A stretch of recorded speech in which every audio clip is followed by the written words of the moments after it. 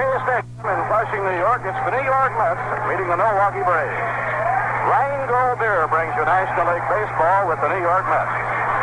Rheingold, New York City's largest selling beer. And what a remarkable thing that is. In New York, a city of so many different people with different tastes, one beer has become the favorite. Rheingold Extra Dry. Now, we don't know why so many people like our beer, but we must be doing something right. Today's game is also brought to you by Viceroy. Not too strong, not too light. Viceroy's got the filter for the taste that's right. Well, hi, everybody. Bob Murphy with Lindsey Nelson and Ralph Kiner from Shea Stadium. Final game of the three-game series between the Mets and the Milwaukee Braves. The starting pitchers warming up for Milwaukee, right-hander Bob Sadowski, and for the New York Mets, Dick Selma.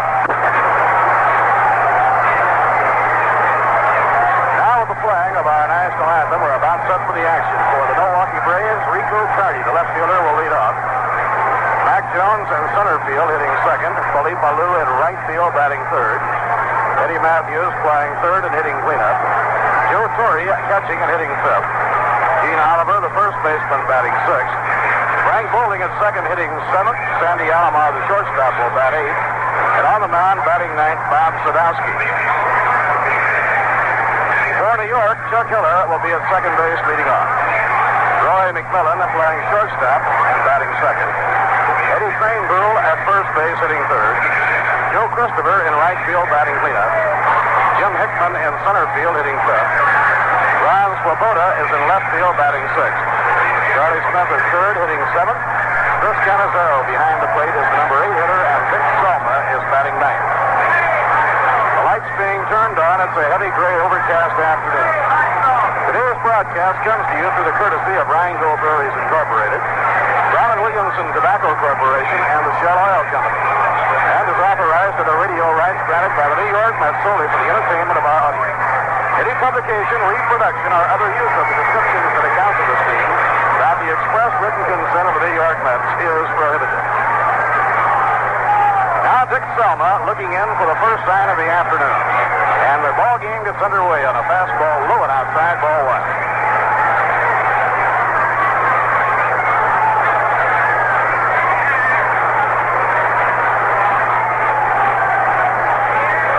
Once again, Selma with a fastball. This time is too low, and the count is 2-0. Rico Carty batting at 3:15. Let's playing just about straight away. Selma into his windup, the 2-0 delivery, and the fastball gets the outside corner for Frankie White.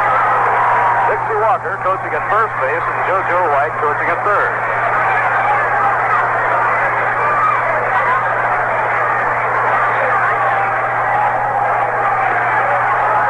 Outside and low, it goes to 3-1.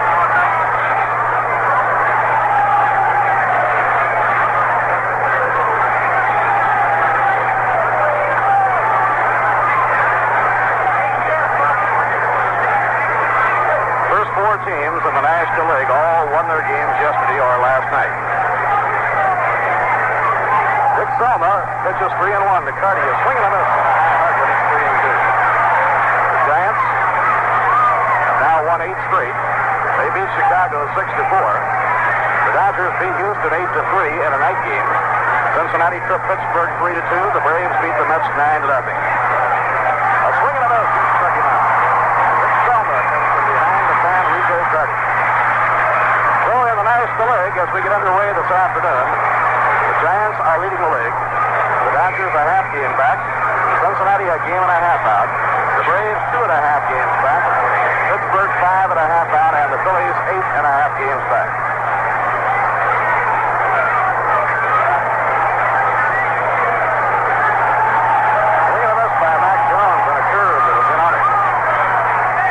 Dick Selma's second appearance. He started the ball game for the New York Mets on the last road trip in St. Louis.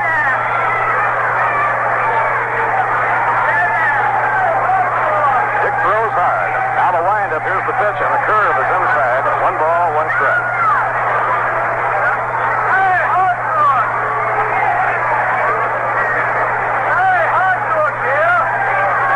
Now the fastball is taken, and the count goes 2-1 on Mac Jones. Dick Selma was with Greenville for better than half of the year. He won 8 and lost 4. Then he went to Buffalo where he won 1 and lost 3. And the blazing fastball is inside 3-1. Dick was the winning pitcher against the Cardinals in his first major league start. He worked 5 innings. Gordon Richardson finished the game in relief. 3-1 delivery. Foul ball right back upstairs and out of play. Dick Selma is from Fresno, California. He's 21 years old. 5'11", 165. He does not have a great deal of size going for him, but he is a power pitcher. 3-2 delivery. Way inside is ball 4, and Jones goes to first base. And the sign is given by Al Barlick that he goes to first base as a hit batsman. That ball just grazed him as he jumped away from it. So he had the base either way. It was either ball 4 or he was a hit batsman. Officially, it's a hit batsman. Now the batter is Philippe Alou, the right fielder, hitting .298. Inside tonight, 1 ball and no strike.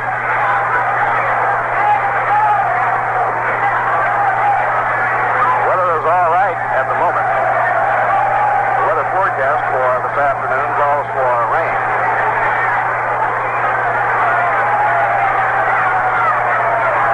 Now Selma up in pitching position. Delivers a swing and a miss by Philippe Alou on a high hydrant. 1 ball, 1 strike. The Braves in today's game will be pitching 27-year-old Bob Sadowski, who has won 5 and lost 7.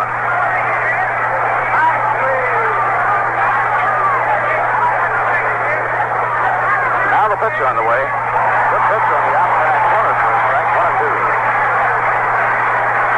Eddie Greenville holding against base runner Mac Jones. Chuck Hiller playing second, Roy McMillan at short, and Charlie Smith at third. Pitching 1 and 2. Curve is hit on the ground slowly down the third base line. A fair ball. No chance for a play. It's a base hit. Only hope the Mets had on that was for the ball to roll foul and refused to do so. And Philippe Alou is on with an infield hit on a slow bounder right down the third base line.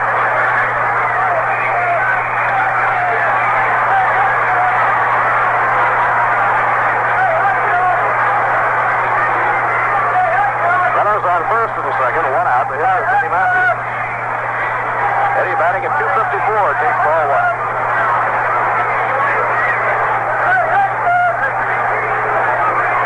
Matthews leads Milwaukee in home runs with 30, runs batted in with 88.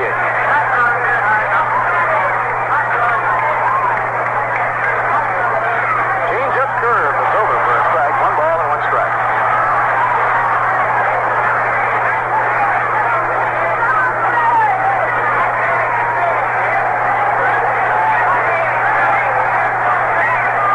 Selma up in pitching position, and the curve is outside. 2 balls and a strike on Eddie Matthews.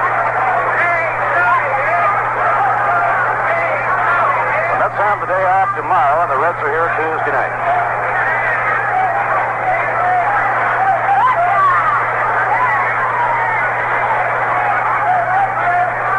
Pitching 2 and 1, a foul ball back against the screen. It's 2 and 2. And the Reds have the rugged schedule. The Braves will play their last 10 games on the road. 12 of their last 15 games will find them playing either the Dodgers or the Giants. Pitching 2 and 2.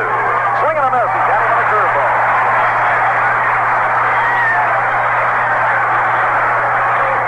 Dick Selma with a curveball fans Eddie Matthews. Now Joe Torre comes up.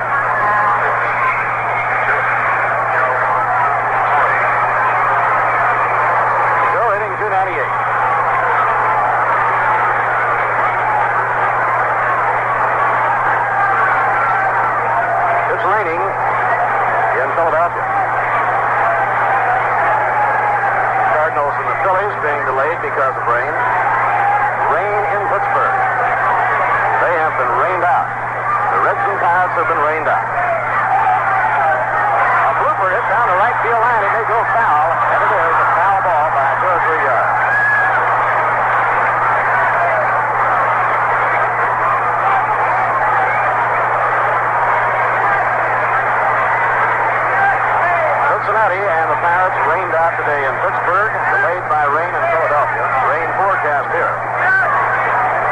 and the Giants will play a doubleheader in San Francisco. The Astros and the Dodgers a single game in Los Angeles. 2 outs and 2 on as Dick Salva delivers to the plate. A curve outside, 1 ball and 1 strike. The Yankees play at Comiskey Park in Chicago. They have played 2 innings at Fenway Park in Boston. The Twins lead the Red Sox 1-0. Mudcat Grant trying for his 19th win. Earl Wilson pitching for the Red Sox. Curve is over a beauty. 1 ball and 2 strikes. Detroit and Cleveland are rained out in Cleveland. California Angels at Washington. That game is being delayed because of rain. Kansas City at Baltimore delayed because of rain. Pitching 1 and 2. A foul ball back into the screen.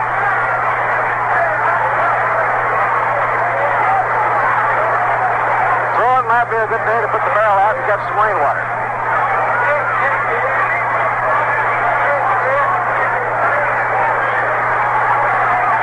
Delivery. Foul ball hit back toward the visiting dugout. No play.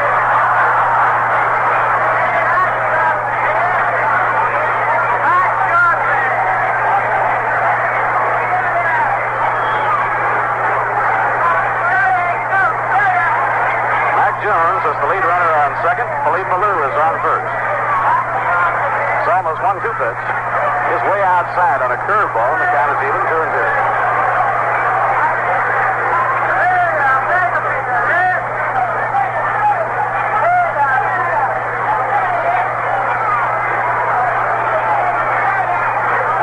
Canizero setting up the target. A swing and a miss. He struck him out. He changed up on him.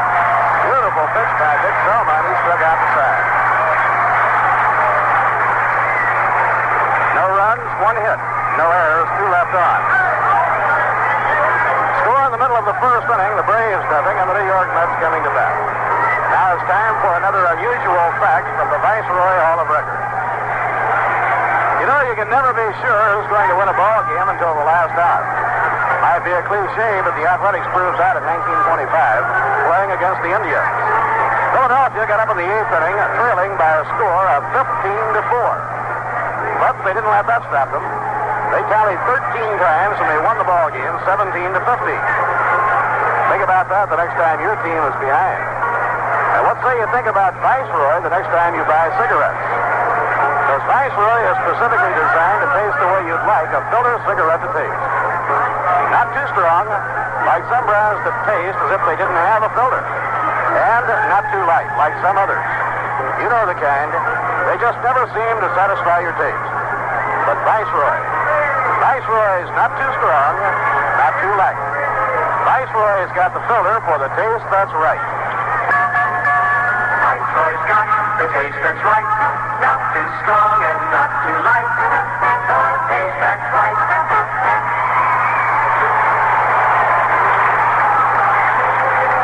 Bob Sadowski, a 27-year-old right-hander on the mound for Milwaukee, and leading off for New York will be Chuck Hiller. Chuck batting .237.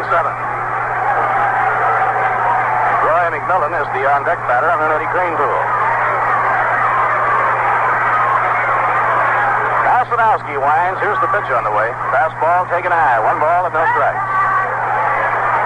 Sadowski has a lifetime record against the Mets of 2 wins and no losses. Both of the victories have come this year. Line shot right to Frank Poling, the second baseman, 1 down. Hiller hung that one out. A hard line drive, but directly at the second baseman.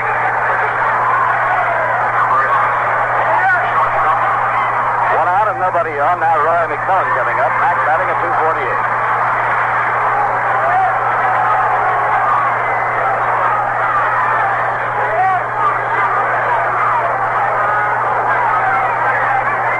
Sadowski winds, and he starts McMillan off with a breaking pitch that's over for a call strike. Yogi Berra coaching at first. Don Hefner on the lines at third. Eddie Kranepool is hitting third. He's on deck. Inside, 1 ball, 1 strike. Henry Aaron was struck on the ankle with a foul ball off the bat in the ball game yesterday, and Henry is not playing today. Braves have an outfield of Rico Carty in left, Mac Jones in center, and Felipe Lewis around at right. Ground ball drilled to shortstop. Up with it is Sandy Alomar. He pegs across to Oliver, 2 down. 2 outs, nobody on. Now Eddie Cranebowl. That's hoping to fight out of a team batting slump. They've been held to 1 hit at each of the last 2 ball games.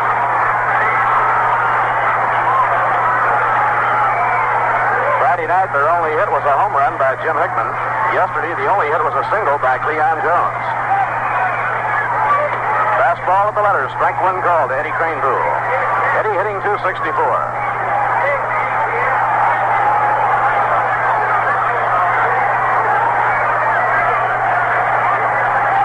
Pitch by Sadowski, a changeup that is popped up and it's playable.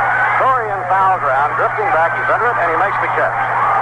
That was quite a changeup by Sadowski. Cranebowl had time to run up on it, hits the swing a second time, and he pops it up.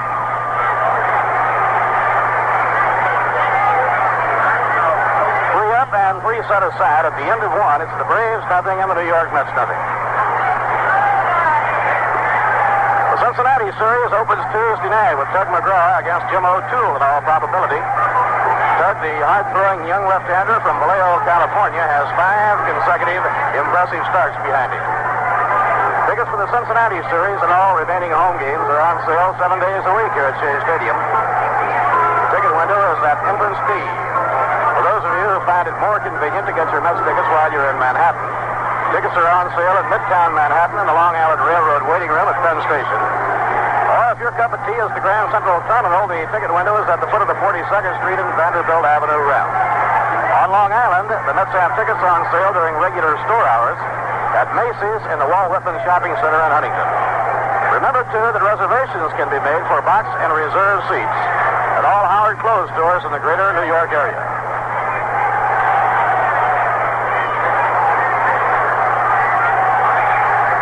Cincinnati and Pittsburgh will have a game to make up. They have been rained out today. Gene Oliver comes up against Dick Selma as we go to the second.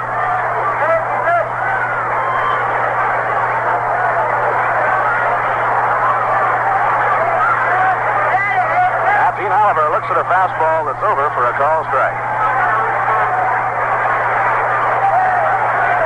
In the American League yesterday, the Minnesota Twins won and picked up another game. They now lead the Orioles and the White Sox by 9 games.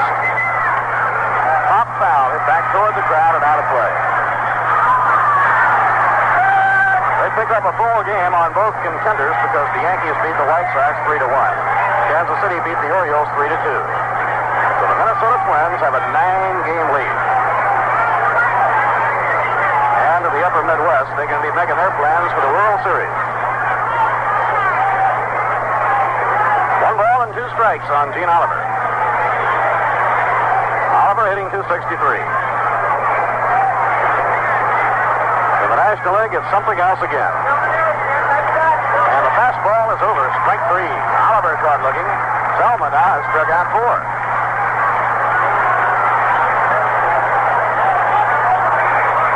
A hard thrower. I don't know whether he can maintain this kind of pitching power for 9 innings or not, but right now he is really humming.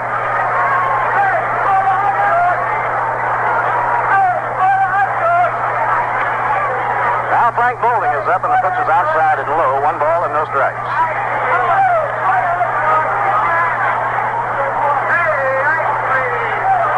Second inning, no score. Swing and a miss on the high hard one. 1 ball, 1 strike.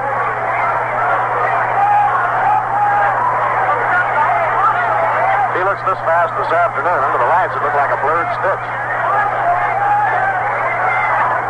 Right in there with a fastball. 1 ball and 2 strikes.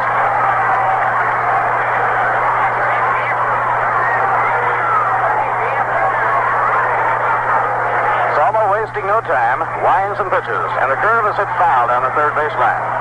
So the count remains on Frank Boulding at 1 ball and 2 strikes. Frank hitting .266, an 11-year veteran.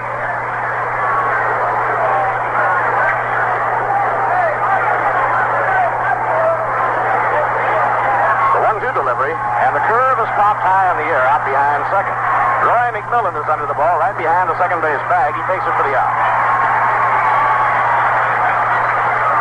2 outs and nobody on. Now Sandy Alomar. As remember, Viceroy's not too strong, not too light. Viceroy's got the filter for the taste that's right.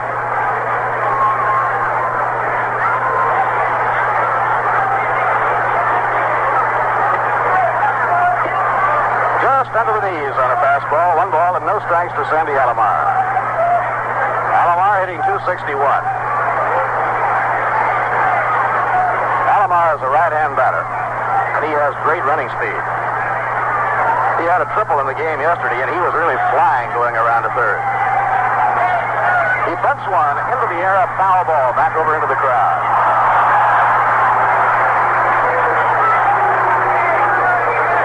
Alomar was ready to put that speed to work and try and bunt for a base hit, but he bunted the ball foul. He was trying to push it between the mound and first base.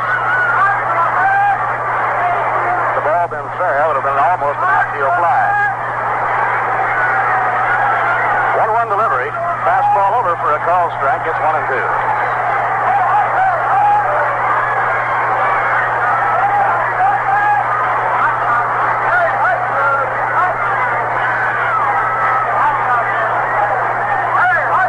Salma looking in to get his sign from Canizero.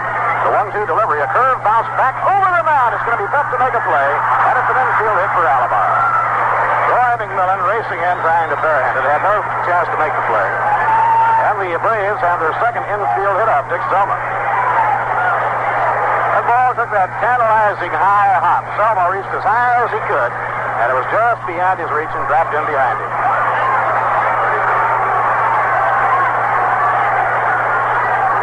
Sadowski is the batter. Here goes Alomar, a swing and a miss. The pick by Canizero, the slide. He's out. Canizero to McMillan, and Alomar is out trying to steal. Beautiful hard throw and a great tag by McMillan. Roy had to tag him high because the throw was a little bit wide on the second base side. No runs, 1 hit, no errors, none left. At the end of an inning and a half, it's the Braves nothing and the Mets nothing. It's hard to imagine New York City without every kind of jazz from Dixieland to progressive. Fortunately, you don't have to. Listen.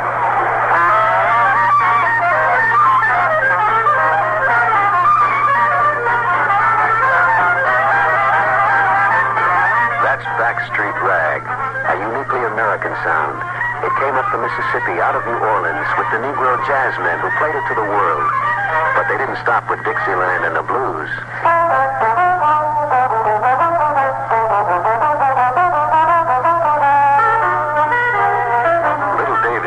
By John Lewis is a new sound that's part of a new generation. But whether it's the old jazz or the new, it's thirsty work for the musicians. And when they put down their instruments, they'll pick up a cold beer, often Rheingold extra dry. In fact, in New York City, where there are more kinds of jazz than in any other city in the world, more people drink Rheingold than any other beer. Why do so many people like Rheingold? We don't know, but we must be doing something right.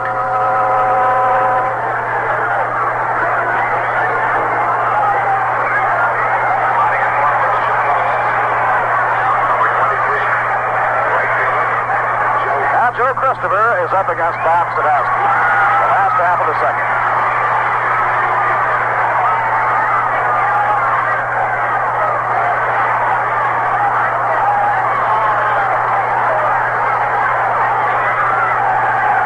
Joe batting .252.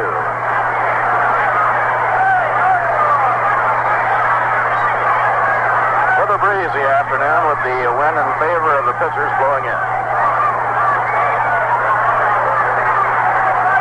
Sadowski winds, down comes the pitch. And the curve is on the outside corner, a call strike. Jim Hickman on deck, and then Ron Swoboda.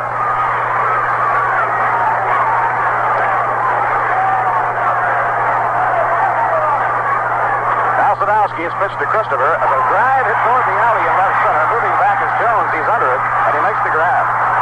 He took it right on the edge of the warning track in deep left center field.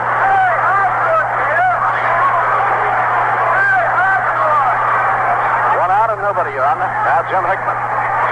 Jim batting .224.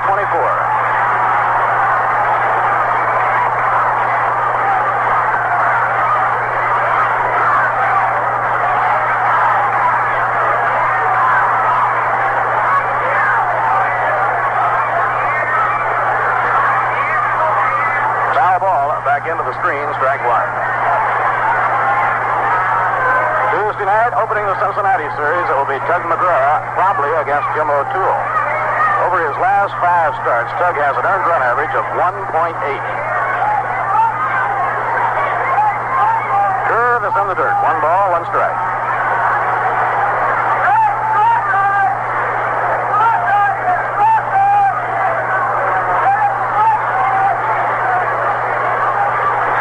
Braves have the infield way around the left against Jim Hickman. He held up on a curve in time and it broke outside. 2 balls and a strike.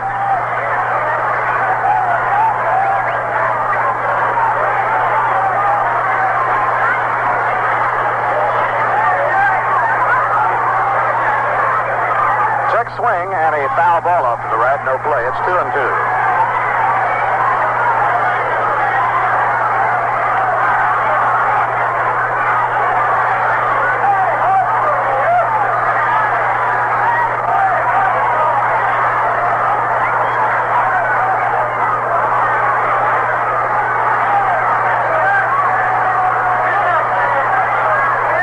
Now the 2-2 delivery on Hickman, and it's over. Strike 3 call.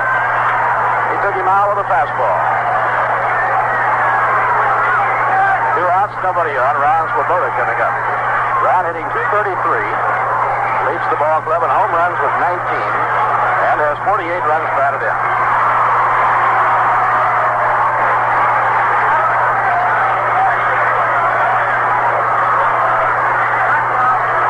Charlie Smith kneeling in the on-deck circle, working on the bat handle with a pine tar glove. Breaking ball in the dirt. 1 ball and no strikes.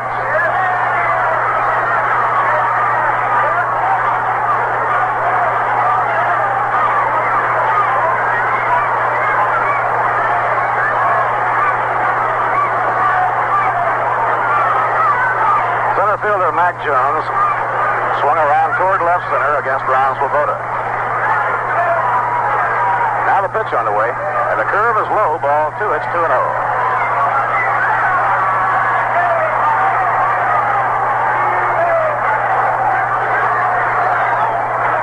We're in the last half of the second.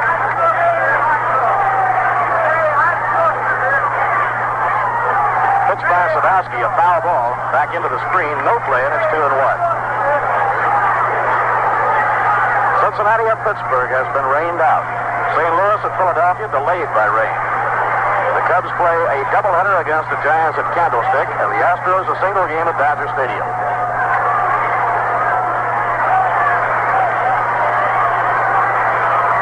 Pitching 2-1. It's down in the dirt on the curve. So 3-1 on Ron Swoboda.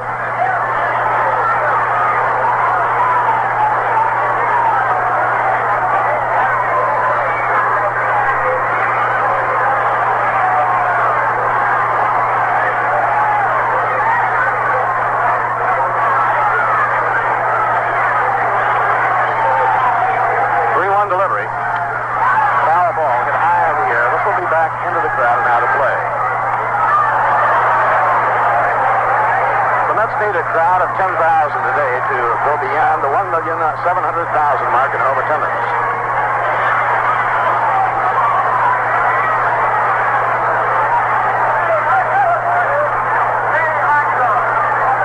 Three and 2 on Ryan with 2 outs, nobody on. Now Sadowski, double pumps. Up goes the leg, down comes the arm. A fly ball hit the right field. Coming in on the ball is Felipe Alou, and he makes the catch. The side is up.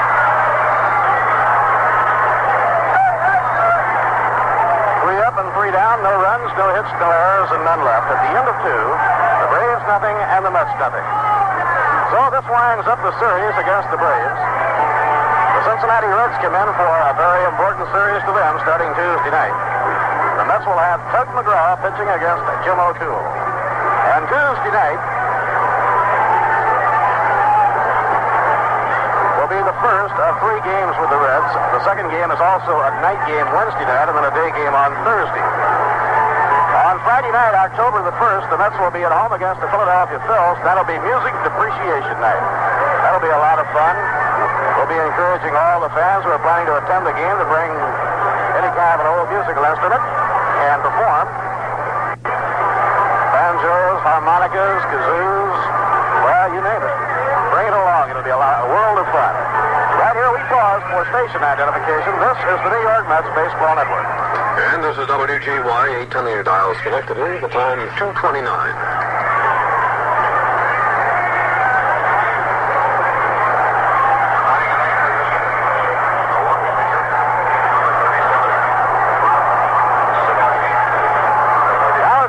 Here at Shea Stadium, and to follow the action for you, here's Ralph Kiner.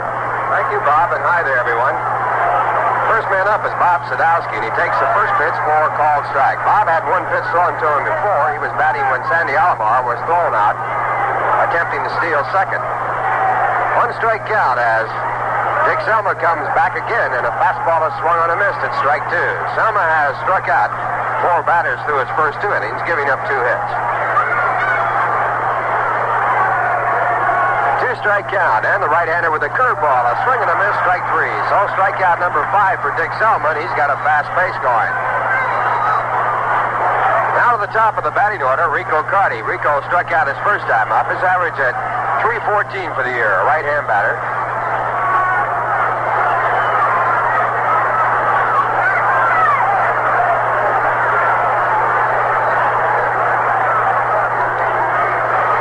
With 10 home runs and 35 runs batted in on the season. Then he fouls the first pitch off to the right side for strike 1. Selma has a good fastball, and he's been getting his curveball over here today. Well, his first game against the St. Louis Cardinals, he was missing with his curveball and won his ball game strictly on fastballs. He had some hitting support. Lasted 6 innings in the ball game. The next pitch back is swung on and missed at strike 2. Make it 5 innings. In his very first time. Now Rico Carty going over for the Rosenbach. 2-strike count. Wind blowing in strongly from center field. Jim Hickman, the center fielder, playing a very shallow center field. Ron Swoboda left is fairly deep, and Joe Christopher is deep and right. Carty, a .330 hitter in his first season in the major leagues. Batting this year at .314. And the next pitch is a fastball. Foul tip held on to by Canizero, strike 3. So Dick Selma has his 6th strikeout here in 2 2/3 innings, and the next batter coming up will be Mac Jones. That fastball was fouled into the webbing of the glove of Chris Canizero, sticking there as he held onto the ball. Mac Jones was hit by a pitch his first time, up his average staying at .265, a left-hand batter. He has 28 home runs and 68 runs batted in. He swings at a changeup and pulls it foul down the right field line, strike 1.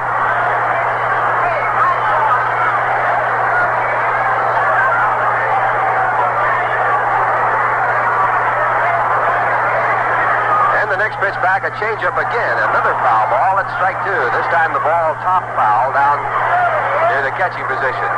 So Dick Selma just a strike away from striking out the side here in the top of the 3rd. Score is 0-0. The Braves with 2 hits, the Mets have none.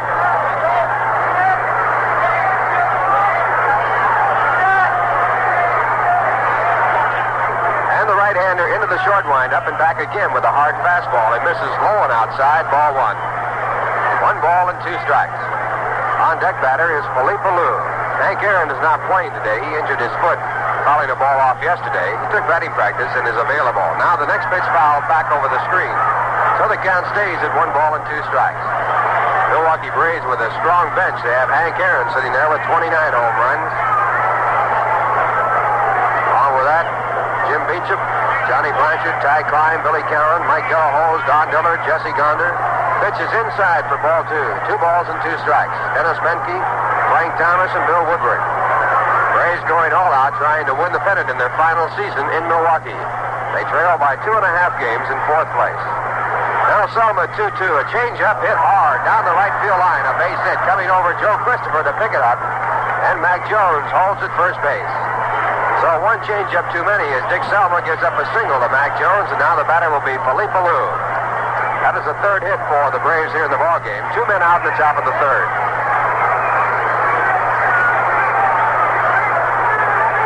Alou had a base hit his first time up, so he is 1 for 1, batting at .299. Right-hand batter with 23 home runs and 72 runs batted in. And the first pitch is hit in the air to shallow right field. Joe Christopher charging in, has plenty of time. The ball high in the air, and he makes the catch, and that retires the side. So in the inning, no runs. 1 hit, no errors, and 1 man left. And the score at the end of 2 1/2, the Braves nothing, the Mets nothing. Now it's time for another unusual fact from the Viceroy Hall of Records. You know, the umpires around the league today keep themselves pretty well covered. They wear a face mask, shin guards, chest protectors, and all the umpire's usual armor. But you know what the umpire of the first baseball game in Berlin, Germany wore? A real suit of armor. I sure would like to have seen that. But here's something you're seeing around lately. More and more fans are smoking Viceroy. And no wonder. Viceroy is specifically designed to taste the way you'd like a filter cigarette to taste. Not too strong like some brands that taste as if they didn't have a filter. And not too light like some others. You know the kind. They just don't seem to satisfy your taste. But when you line up a Viceroy, you get the filter cigarette that's not too strong, not too light. Viceroy's got the filter for the taste that's right. Viceroy's got the taste that's right.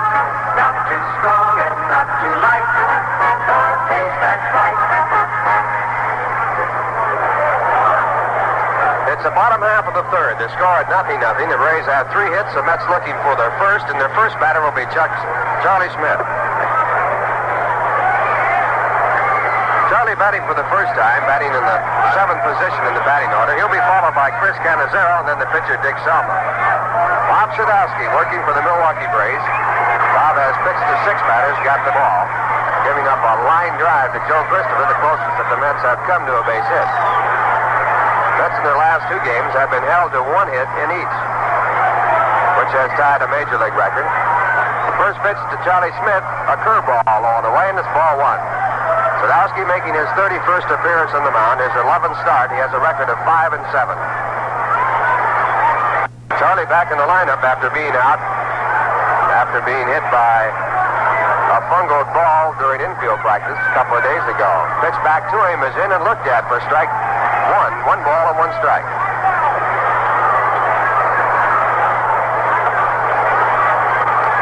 Charlie hitting at .252. He has 16 home runs and 59 runs batted in. And the right-hand pitcher into the swing and back at 1-1, and a curveball is swung on and missed. Strike 2. 1 ball and 2 strikes. Charlie has been in the throes of a batting slump here in the last 7 or 8 ball games, getting only 1 base hit. Now the 1-2 delivery, a curve back hit hard on the ground to short. Sandy Alomar takes the second out, goes to first base for the out. 1 away in the bottom half of the third, no score. And now Chris Cannizzaro coming up for the first time. Chris batting .175. Still looking for his first home run in the major leagues. So far this year he has had 9 extra base hits, 7 doubles and 2 triples. In batting practice he hit 1 out, and he was explaining it to all the players about how hard he hit the ball. Got a new stance, and he takes the first pitch outside, a curveball, ball 1. Chris coming up with a new stance, holding his back elbow high in the air and lowering his front shoulder. And Chris feels that might give him some additional power. Now the 1-0 pitch by Bob Sadowski, a fastball in for a called strike. 1 ball and 1 strike. Chris didn't like the call. He's arguing with a mighty fine umpire, Al Barley. And Al changes balls for him. Al is the crew chief of this group. Augie Donatelli at first base, Stan Landis the umpire at second base, and Mel Steiner the umpire at third. This is a good group of umpires. Augie Donatelli at one time was a crew chief. Now the 1-1 pitch. It's fouled off. Ball going up into the upper stands, and the count 1 ball and 2 strikes. Augie is not exactly what you would consider the epitome of an umpire. He's a jolly, good-natured fellow with a good sense of humor. Al Barlick fits the pattern perfectly. He's a very stern, judge-type person. Now at 1-2. The pitch is just high, and it's ball 2. 2 balls and 2 strikes. Stan Landis looks like an umpire. He's heavy set and looks like he could run a ball game just by the way he approaches it. And also Mel Steiner fits a pretty good pattern of what an umpire might look like. Here's a 2-2 pitch. Bounds slowly toward shortstop. A tough chance for Alomar. He one-hands, throws the first wildly, and Chris Cannizzaro safe. Ball thrown thrown down the line toward home plate, and Gene Oliver had to come off the bag to make a one-hand grab. It scored a base hit for Canizero. Alomar might have had him with a good throw, but he had to throw in a hurry while running, and he couldn't get the ball off in a direct line. So the Mets have their first hit, and now the batter will be Dick Selma.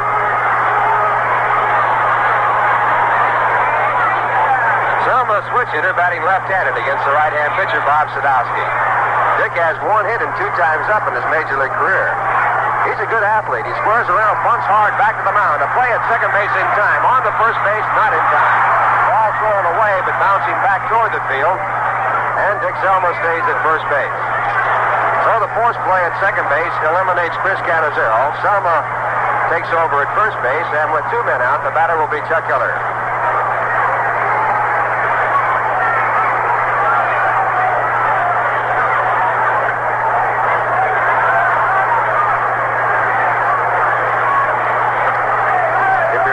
Scorecard, the play went 1-6 on the forced play at second base as the shortstop took the throw from the pitcher at second. Chuck Hiller is batting for the second time. He lined to second base his first time up, hitting now at .237. Chuck, a left-hand batter with 6 home runs and 22 runs batted in. He hits a hard ground ball through in the right field, a base hit. Dick Selma's going to try for third. The throw comes into second base, and Selma goes into third standing up. So the Mets have their first 2 hits of the ball game. Runners now at first and third with 2 men out, and Roy McMillan coming up.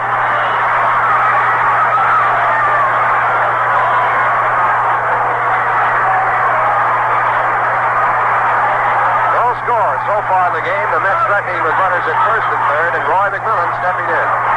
Roy grounded out to short his first time up. Takes an average of .247 to the plate.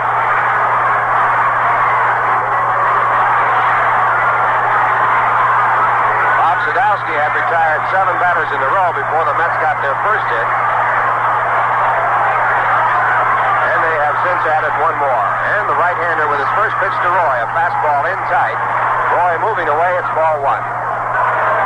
Outfield extremely shallow. Mac Jones in center field, very shallow. Rico Cardi in left field, also shallow, along with Felipe Alou in right. 1-0 pitch is taken in there for a called strike. Curveball breaking over, and the count 1 ball and 1 strike.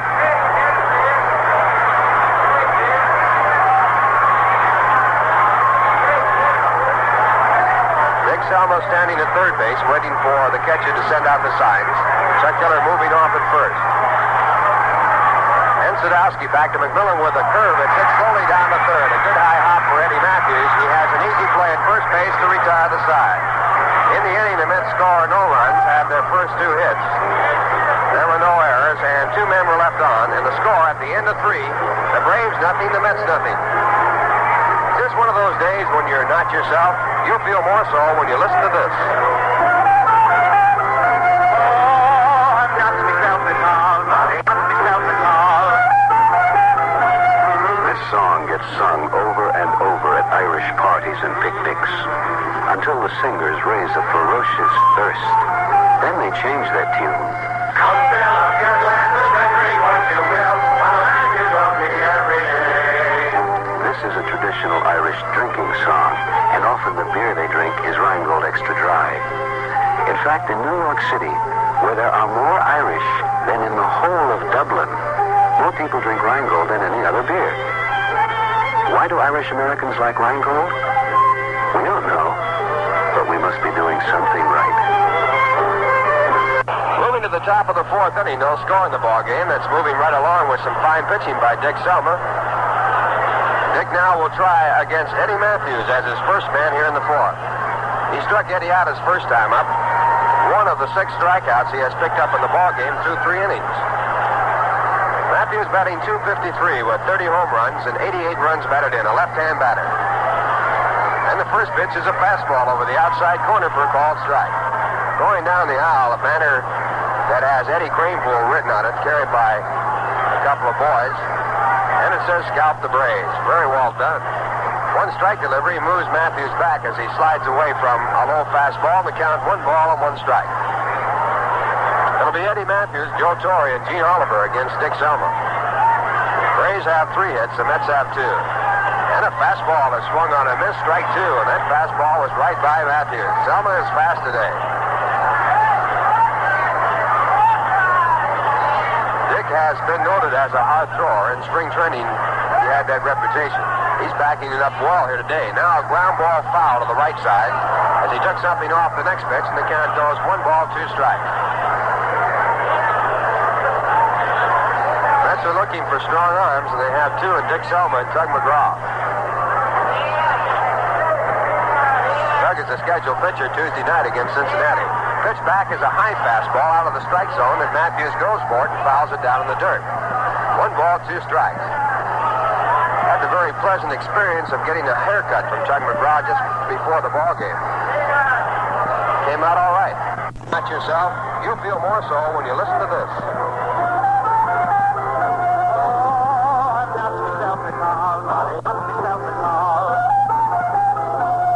This song gets sung over and over at Irish parties and picnics until the singers raise a ferocious thirst. Then they change their tune.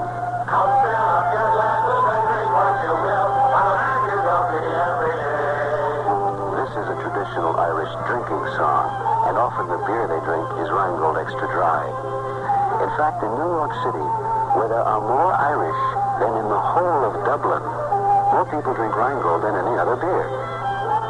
Why do Irish Americans like Rheingold? We don't know, but we must be doing something right. Moving to the top of the fourth inning, no score in the ball game. That's moving right along with some fine pitching by Dick Selma. Dick now will try against Eddie Matthews as his first man here in the fourth. He struck Eddie out his first time up. One of the 6 strikeouts he has picked up in the ball game through 3 innings. Matthews batting .253 with 30 home runs and 88 runs batted in, a left-hand batter. And the first pitch is a fastball over the outside corner for a called strike. Going down the aisle, a banner that has Eddie Cranepool written on it, carried by a couple of boys. And it says, "Scalp the Braves." Very well done. 1 strike delivery moves Matthews back as he slides away from a low fastball. The count 1 ball and 1 strike. It'll be Eddie Matthews, Joe Torre, and Gene Oliver against Dick Selma. Braves have 3 hits, the Mets have 2. And a fastball that swung on a miss, strike 2, and that fastball was right by Matthews. Selma is fast today. Dick has been noted as a hard thrower. In spring training, he had that reputation. He's backing it up well here today. Now a ground ball foul to the right side as he took something off the next pitch, and the count goes 1 ball, 2 strikes. Mets are looking for strong arms, and they have 2 in Dick Selma and Tug McGraw. Tug is a scheduled pitcher Tuesday night against Cincinnati. Pitch back is a high fastball out of the strike zone, and Matthews goes for it and fouls it down in the dirt. 1 ball, 2 strikes. Had the very pleasant experience of getting a haircut from Tug McGraw just before the ball game. Came out all right, I think. He wouldn't let me look at it. Here's a 1-2 pitch. Fouled again. This one over in the dugout, and the count stays at 1 ball and 2 strikes. Tug performing on our television show. He goes in the service the latter part of this month and will be in for 6 months and will come out sometime in March. Now the 1-2 pitch, curveball back just high. Counted 2 balls and 2 strikes. 2-2 on Eddie Matthews. Eddie wearing a glove on his right hand as he bats. He swings at a curveball, misses. Strike 3, and that is strikeout number 7.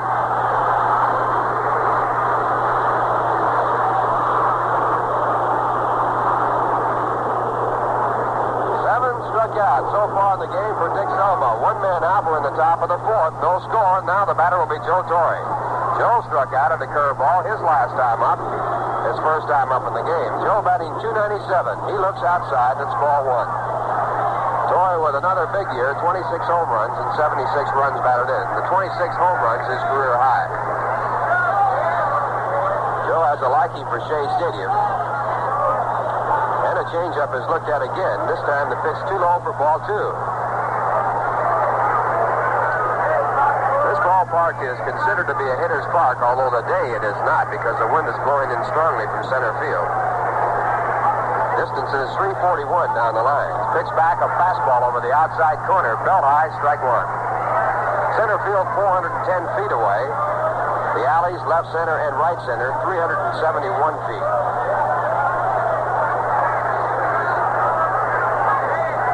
Ball carries well here in Shea Stadium. 2 balls, 1 strike. Torrey now waiting for the next delivery. It's a curveball, and he swings and fouls it into the ground. Strike 2. 2-2 for Dick Selma. Dick struck out the side in the first inning, got 1 strikeout in the second. Struck out 2 in the third, has 1 here in the fourth. In between, the Braves have picked up 3 base hits. Fastball foul back in the screen. So the count stays at 2 balls and 2 strikes.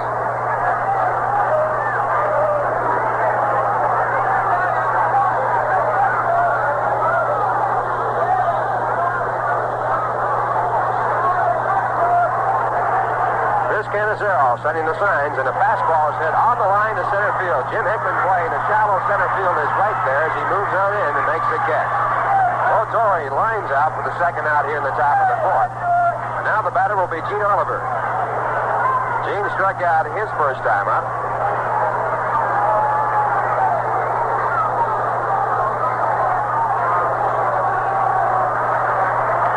Oliver with an average of 262. Curveball is hit off the high part of the bat down toward first base. It's picked up by Cranepool. Selma covering at first base completes the play for the third out of the inning. So it's a 1-2-3 inning for Dick Selma. And at the end of 3.5 innings, the Braves nothing, the Mets nothing. Say, what do you think of when you think of Denmark? The Tivoli Gardens, the beaches, the blondes. Many people think of Tuborg beer, which isn't at all surprising because Tuborg seems to have so many of the qualities Denmark is famous for. It's a bright, happy brew, full of gaiety and hospitality, the hospitality of Copenhagen, where the Tuborg breweries are founded in 1873. If you're a beer connoisseur, you may note the distinctive tang of the fine European hops and the Danish barley. If you simply like a first-rate beer, you'll find Tuborg unusually refreshing, with a flavor you'll remember and look forward to from one bottle to the next. Tuborg is a beer you'll savor slowly. And while you do, it holds its flavor in the glass. Doesn't go flat quickly. It's a flavor that's aged for 6 months and is given its final bloom by the motion of the ship that brings it across the Atlantic to you. Tuborg beer is distributed by Rheingold Breweries. Try it. And when you do, we think you'll say that Rheingold has done something right again.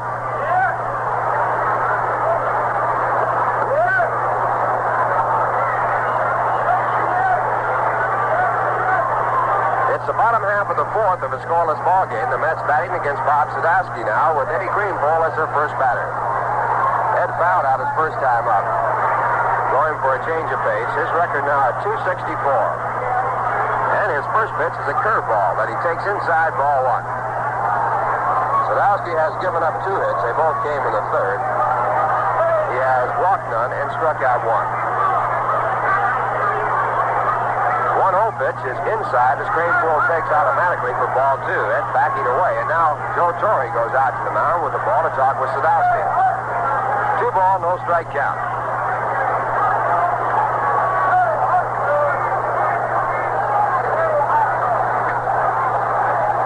At the end of 1/2 inning, the St. Louis Cardinals won. Philadelphia coming up. Nelson Briles pitching for the Cardinals.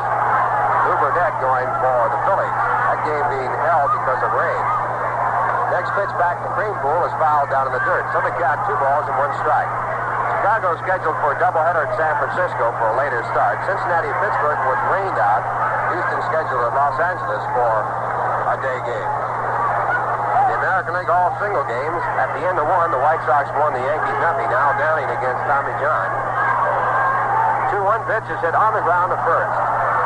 Gene Oliver gets a good hop, goes to the bag with the play, and retires Cranepool unassisted. That brings up Joe Christopher. At the end of 5.5 innings, Minnesota won, Boston nothing. Jim Grant pitching for the Twins, his record 18-5. Wilson going for the Red Sox, 11-12. At the end of 1.5 innings, the Angels nothing, Washington nothing. Dean Chance against Kreitzer. Detroit at Cleveland postponed because of rain.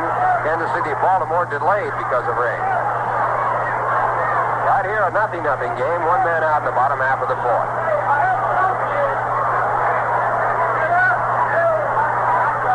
Joe Christopher, the batter. Joe batting .251 with 5 home runs and 40 runs batted in. Joe lined out to center field his first time up.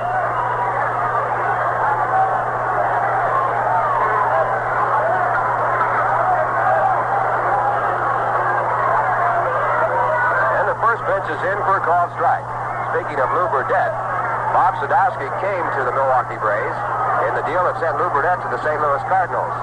Also in that deal was Gene Oliver.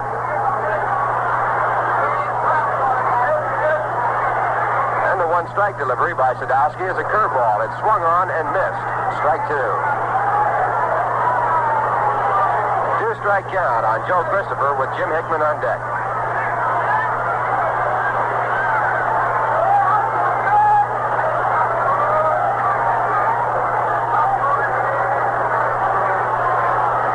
After shaking off one set of signs, comes back with a sidearm curve, and it's low. 1 ball and 2 strikes.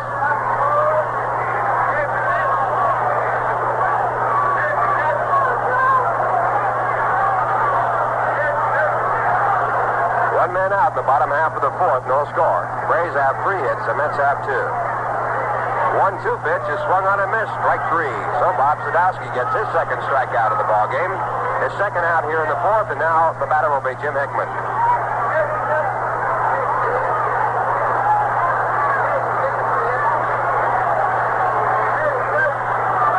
Jim struck out looking at a fastball his first time up. Jim batting .223 with 13 home runs and 31 runs batted in. Mets have had only 2 hits in this series with the Milwaukee Braves, and Jim has had 1. It was a home run. And he grounds the first pitch foul for strike 1.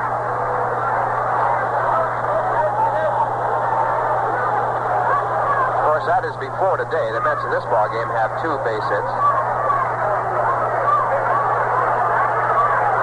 And the 1-strike pitch, a curveball that's in high, ball 1. 1 ball, 1 strike.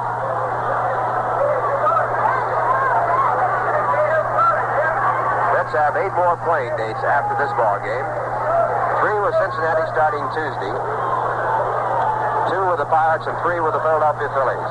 Next pitch is high, a fastball. Ball 2. 2 balls and 1 strike. Cincinnati series will be 2 night games and a day game. Tuesday night, Wednesday night, and Thursday afternoon. Let's then go on the road, returning here against the Pirates on September 28th and 29th. Next pitch is high, and it's ball 3. 3 balls and 1 strike.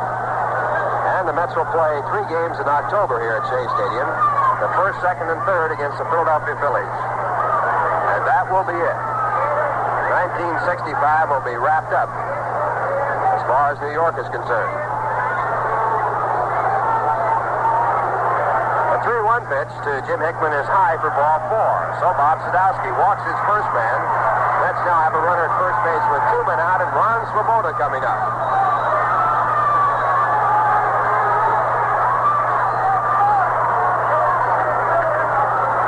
Flied out to right field his first time up. He's batting .232. He still leads the club in home runs with 19. He has driven in 48 runs.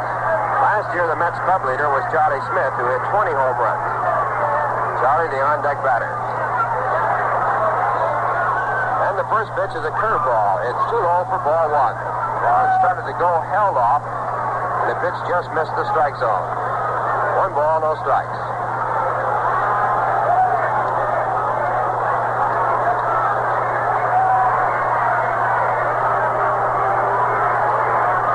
Sadowski checking the signs. And a throw to first base, and Hickman just gets back. Him going back in, standing up, almost didn't make it. Now Sadowski sets again. And again to first base, and this time Jim gets back just a little bit easier.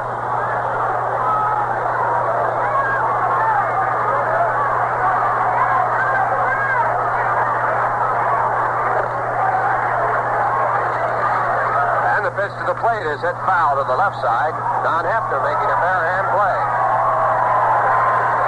1 ball, 1 strike count. Hickman has had 1 stolen base in 2 attempts so far this year. The club leader for the Mets is Joe Christopher, who has stolen 4 bases. The Mets have stolen only 23 bases for the season. Milwaukee club leader is Hank Aaron. Hank has stolen 22 bases in 24 attempts. And with one more in this series, it will make it a 23. Now a ground ball to the other side, foul again, and it's 1 ball and 2 strikes.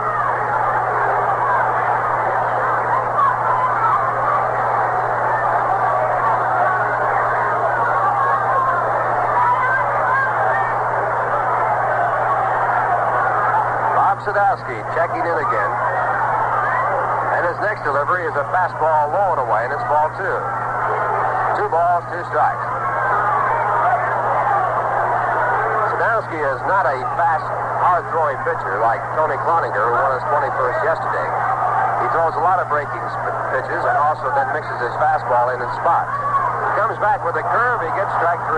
Ron Swoboda fooled in the curveball, and Bob Sadowski retires his side. Getting 2 strikeouts in the inning, leaving 1 man at first base. Mets had no runs and no hits. And the score at the end of 4, the Braves nothing, the Mets nothing. And now once again, here's Bob Murphy. Okay, Ralph, Dick Selma moving out from the mound. We'll be going to inning number 5 with no score. And the Braves will have Frank Bowling coming up to lead off in the top half of the 5th inning. Doug McGraw will be starting against Cincinnati Tuesday night. His mound opponent probably will be Jim O'Toole. The Reds are here Tuesday night, Wednesday night, and Thursday afternoon. Following the Cincinnati series, the Mets will be going on their final road trip of the year. Then returning to Shea Stadium for their final home action against Pittsburgh and Philadelphia. Right here, we'll pause for station identification. This is the New York Mets Baseball Network. And this is WG.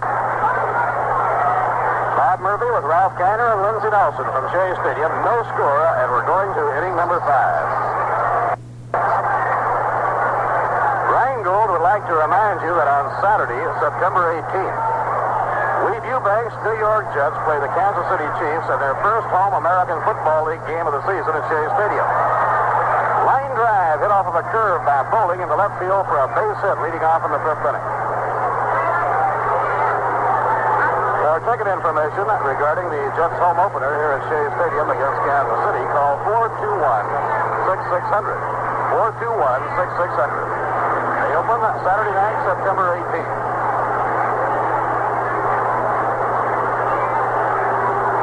Frank Bowling on first base. He hit the first pitch thrown by Dick Selma, and now the batter is Sandy Alomar. Alomar has great running speed. Looking down now to see if the bunt play is on. Charlie Smith shortening up at third. Now Selma in the stretch. A throw to first, not in time. Single to left by Frank Bowling is the 4th hit given up by Dick Selma. He's around to bunt, does an offer, it's over for a strike. A throw to first, not in time.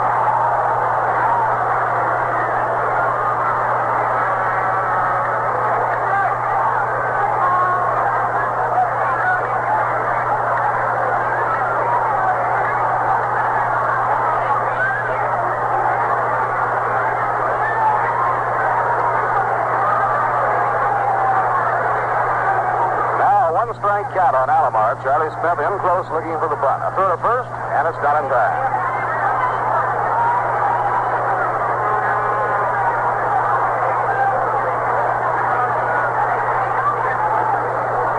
Here's the pitch on the way. He bunts it a fair ball, a good bunt.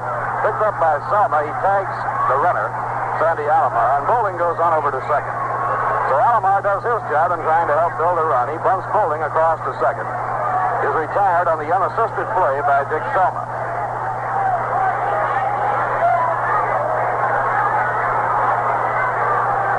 Bob Sadowski is the batter.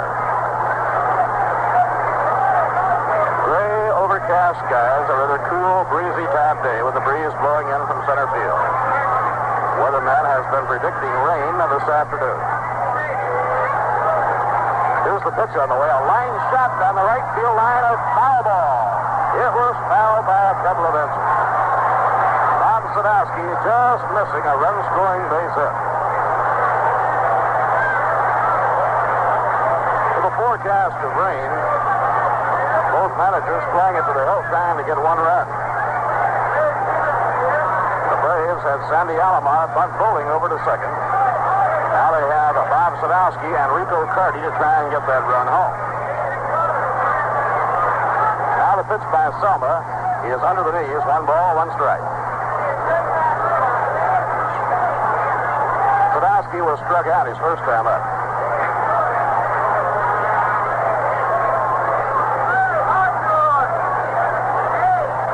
The 1-1 delivery, curve, a swing and a miss. 1 ball and 2 strikes.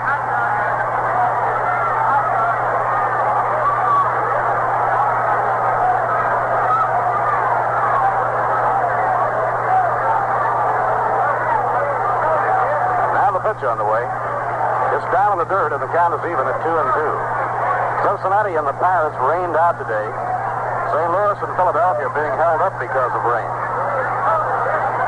The Cubs and Giants play a doubleheader in San Francisco. Selma's 2-2 pitch. A swing and a miss. He struck him out. That's the 8th strikeout in 4 2/3 innings for Dick Selma.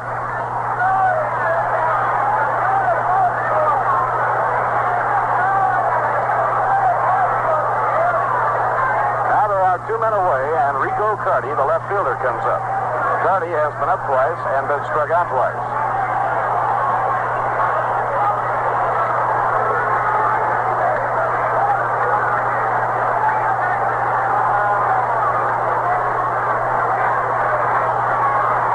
Rico hitting at .313, right-hand hitter. A swing and a miss, strike 1. That was a fastball up in his eyes, and Carty really went after it.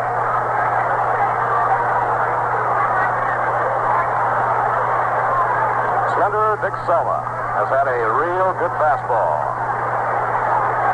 Now the pitch to Carty, and the curve is over, strike 2. He worked the outside corner, pitching away from the right-hand batter. Now the count, strike 2.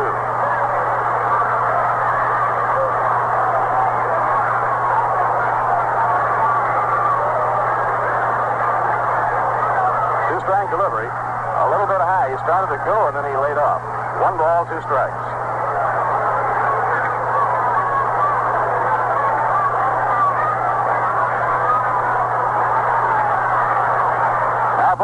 Off second. Selma's pitch on the way. A ground ball hit hard to short. McMillan comes up with it. Across the diamond to Crane Brule, the side is out. No runs, 1 hit, no errors, 1 left. So we've come halfway. At the end of 4 1/2, it's the Braves dumping and the New York Mets dumping. Do you drive a car? But here's some helpful information for you.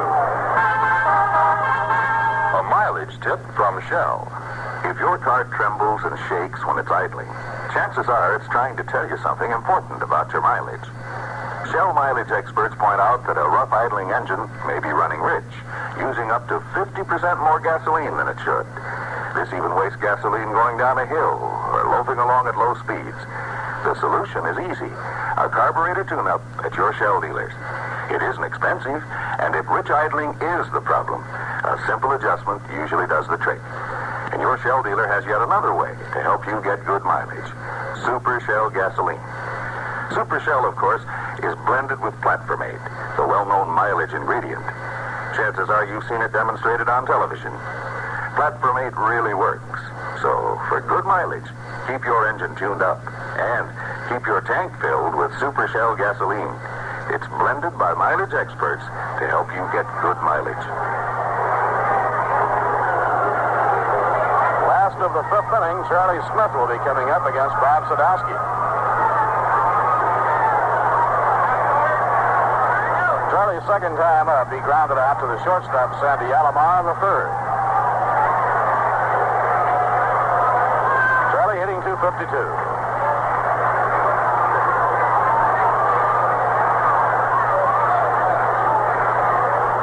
Bob Sadowski into his windup.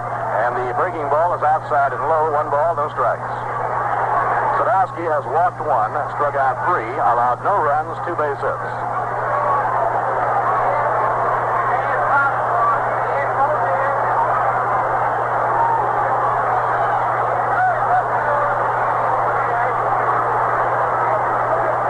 Next pitch on the way. Fastball, letter high for a strike, 1-1. Charlie asking Al Bollig about it.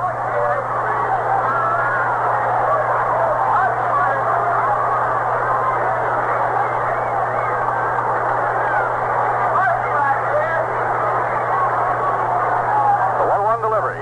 Charlie bluffed it a bunt, took the pitch, and it's a call strike on the outside corner, 1-2.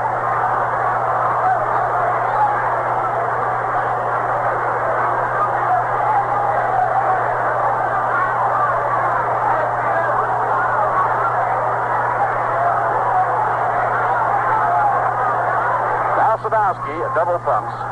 The pitch to Smitty, and the curve is popped up outside first over by the New York dugout. Oliver comes over and takes it. One away and nobody on. Canizero comes up for the second time. Chris reached on an infield hit in the third inning.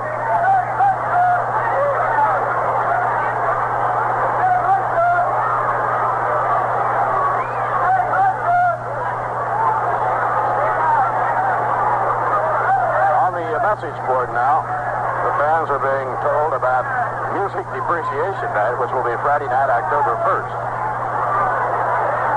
Years ago, they had a Music Depreciation Night in Old Evans Field, and it was quite a night. High pop fly out behind second into short center. Moving out is Bowling, and Frank takes it for the out.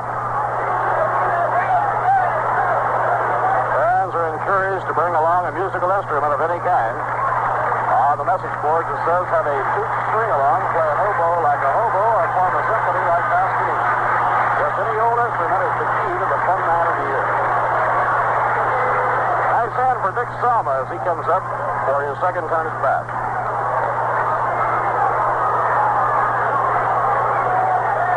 Salma tries to drag a bunt and fouls the ball back over the screen, strike one.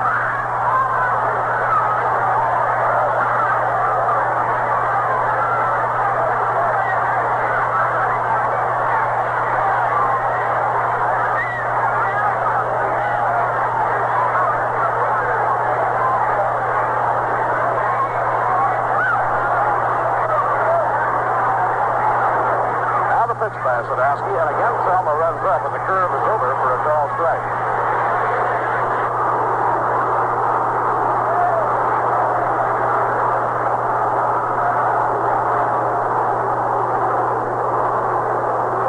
Bob Sadowski out of his windup. Down comes the pitch. A swing and a miss. He struck him out. The Mets are out in order in their half of the fifth inning. Sadowski's fourth strikeout. No runs, no hits, no errors, none left. 5 innings complete. The Braves, no runs, 4 hits, no errors. The New York Mets, no runs, 2 hits, no errors. In Philadelphia at Connie Mack Stadium, they are still being delayed because of rain. The game was started. The Cardinals got a run in the first inning, and then they had to stop. Nelson Brown starting against Lou Burdett. Here are the warm-ups for the first game today at Candlestick Park. Larry Jackson, a 12-game winner, will be on the mound for Chicago. Bob Bolin, a record of 9-5, will be pitching for the league-leading San Francisco Giants.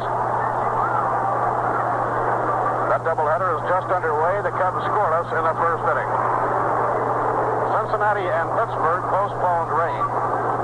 And a little bit later, the Houston Astros and the Los Angeles Dodgers at Dodger Stadium.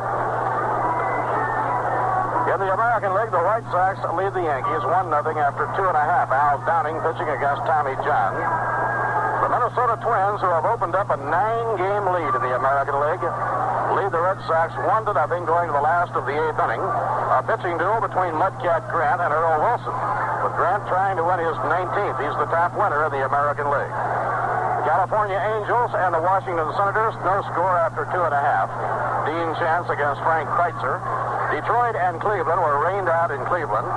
Kansas City and Baltimore are being delayed because of rain in Baltimore. It's the 6th inning, and center fielder Mac Jones is up against Dick Selma. Curveball taken high. 1 ball and no strikes.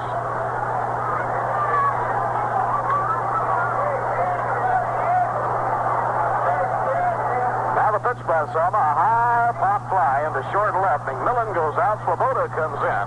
Ron Kolek makes the catch.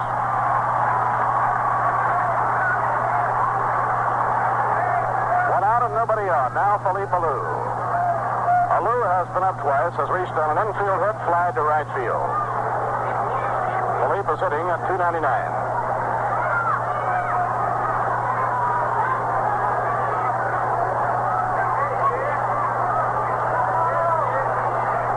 Now Dick Salma out of his windup. The pitch, fastball off the outside corner, and he had plenty on it.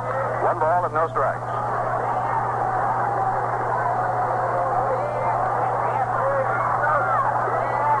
Swinging a miss on another fastball. It's 1 ball, 1 strike.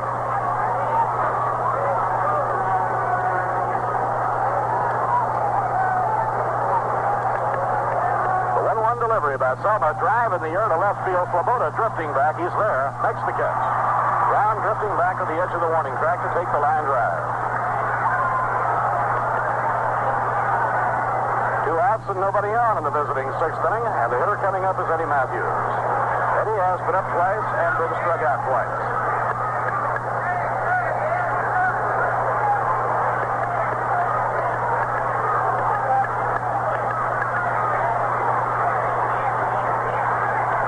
Fastball just inside to Matthews. 1 ball and no strike.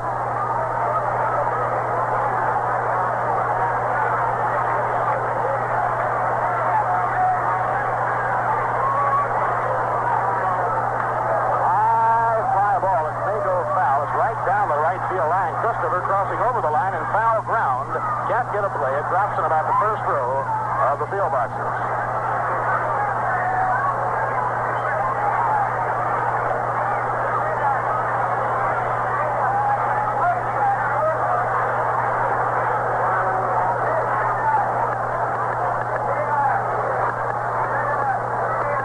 They had a real baseball head scratcher on the message board a moment ago, and the baseball quiz that's posted during each game. Swinging a miss on a curve, it's 1 and 2. The question was asked, against what catcher was the most stolen bases charged against in 1 inning? Well, the answer is 8, charged to Steve O'Neill in 1915 and Mike Gonzalez in 1919. Fastball inside, it's 2 and 2.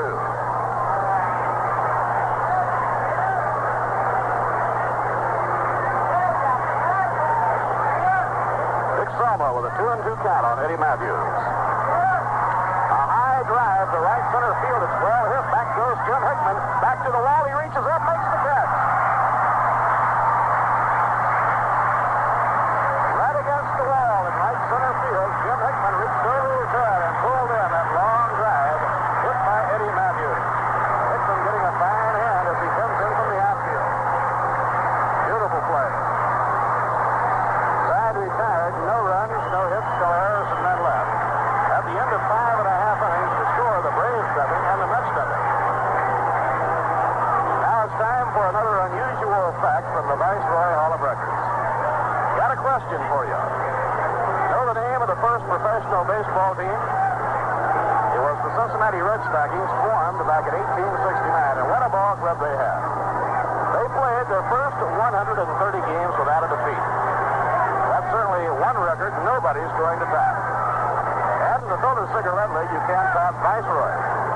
Because Viceroy is specifically designed to taste the way you'd like a filter cigarette to taste. Viceroy's not too strong like some brands that taste as if they didn't have a filter. And not too light like some others. You know that kind. They never seem to satisfy your taste. But Viceroy's not too strong, not too light. Viceroy's got the filter for the taste that's right. When you try Viceroy, you'll agree. Viceroy's got the taste that's right. Not too strong and not too light. For the taste that's right.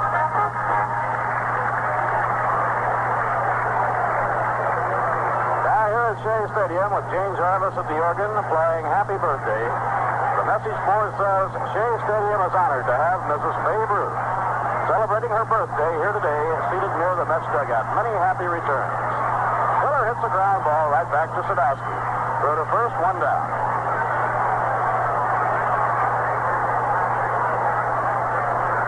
One out and nobody on. Miller retired on the first pitch. That brings up Roy McMillan.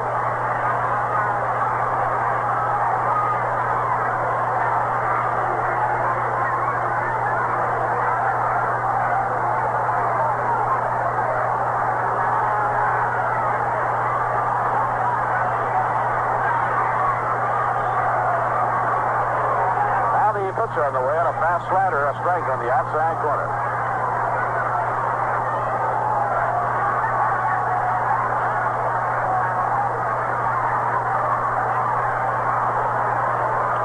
Quick swing and a ground ball foul down the first base line. The Cincinnati-Pittsburgh game, which has been rained out today, will be played tomorrow. That game will be made up tomorrow in Pittsburgh as an afternoon game at 1:30.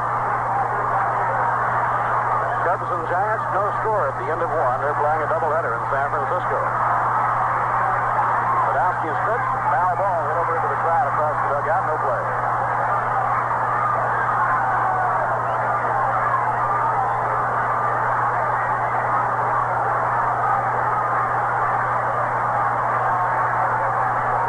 Half of the sixth inning, no score. Sadowski winding. Here's the pitch to McMillan. A ground ball to shortstop. Sandy Alomar is up with it. And his break to Oliver is in time for McMillan. 2 men down. 2 outs, nobody on. Eddie Cranebrook has fouled out to Joe Torre and grounded out to Gene Oliver, the first baseman. So Eddie is 0 for 2 as he steps in against Bob Sadowski.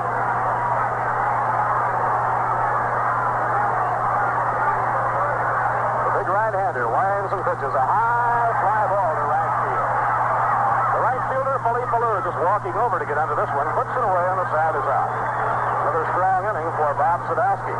No runs, no hits, no errors, none left. At the end of 6 innings, the Milwaukee Braves dubbing and the New York Mets dubbing. And Lindsey Nelson will be joining you in just a moment to follow every exciting play. It's very hard to sell sheet music in Jamaica, you know. They make up songs whenever they need them, like this. Having a party, eating rice and peas, dancing happily as you please. Charming lady with a very nice smile. I'll talk to her for a while. I'll talk to her for a while. When Jamaicans get together for a party, the beat is calypso and the songs are made up on the spot. The party was hilarious as it could be, but in the morning there was news for me. The penny was a manly wedding tune on his pipe. The smiling lady is now my wife. Smiling lady is now my wife. And when the singer finds his throat a little dry, something refreshing will be improvised. Probably Rheingold beer. In New York City, where there are more different kinds of people than in any other city in the world, more people drink Rheingold Extra Dry than any other beer. Why do Jamaicans like Rheingold? We don't know, but we must be doing something right. We're going now to the top half of the 7th inning of this ball game that's scoreless to this point. Through the first 6 innings, the Milwaukee Braves, no runs, 4 hits, and no errors. And the New York Mets, no runs, 2 hits, and no errors. Dick Sommer in the first 6 innings has struck out 8 Braves and walked none. Last inning, the 6th, was the first time he had failed to retire at least one batter via the strikeout route. He got all 3 on fly balls to the outfield. Bob Sadowski, on the other hand, has struck out 4 and walked 1 in the first 6 innings. And as we go now to the 7th, it is Joe Torre up to lead off for the Milwaukee Braves. He has struck out and lined out to center field. This is the final scheduled meeting of the season between the New York Mets and the Milwaukee Braves.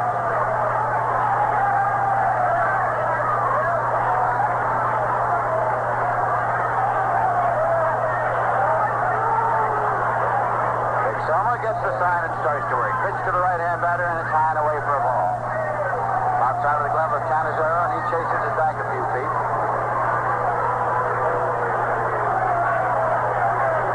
Seated just on the corner of the Milwaukee Braves dugout, Frank Thomas. Here is a pitch inside for a ball.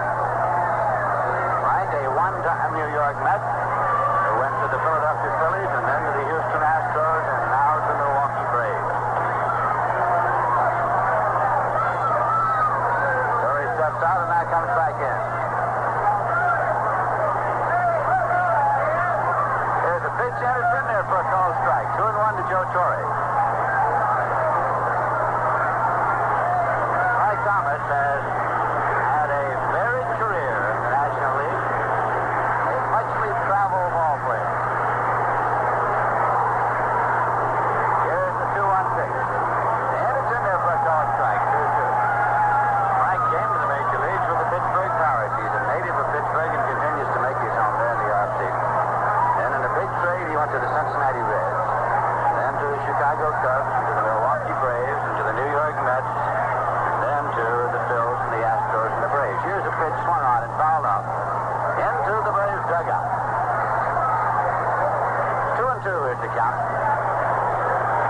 shortstop Gene Oliver is waiting in the on-deck circle.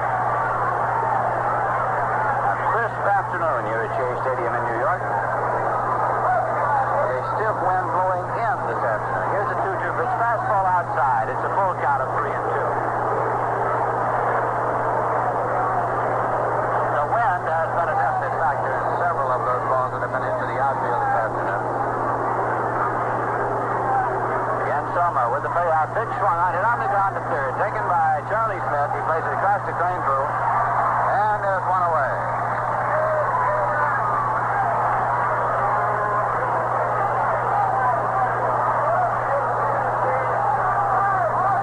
The official paid attendance here this afternoon, 14,310. 14,310. Service and dress 655. Total in the ballpark 14,965. Here's a pitch in for a strike.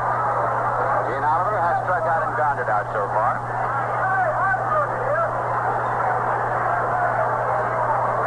Cincinnati Reds will be here on Tuesday night and Wednesday night on Thursday afternoon to face the Mets. Here is the strike one pitch. Swung on a comebacker taken by Salma. Runs toward the bag and tosses on to Crane Pool. Threw away, and now Frank Bowling's about it. He had a lead-off single in the fifth inning. Was punched to second and died there. Popped up his first time up.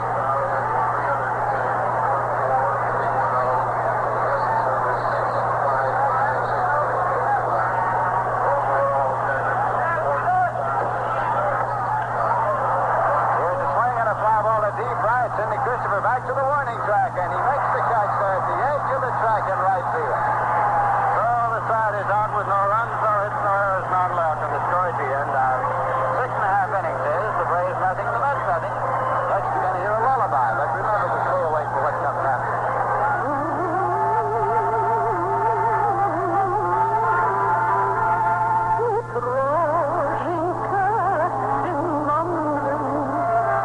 Generations of Jewish children have been put to bed with this lullaby, and often they've stayed awake, quiet as mice, listening to the party.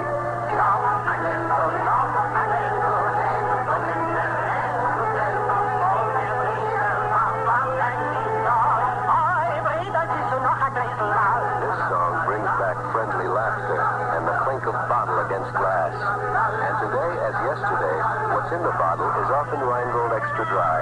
In fact, in New York City, which has the largest Jewish community in the world, more people drink Rheingold than any other beer. How come?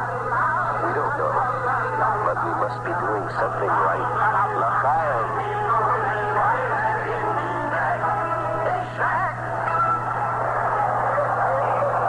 We're going now to the bottom half of the seventh inning, and the ball game is scoreless with Joe Christopher coming up for the New York Mets.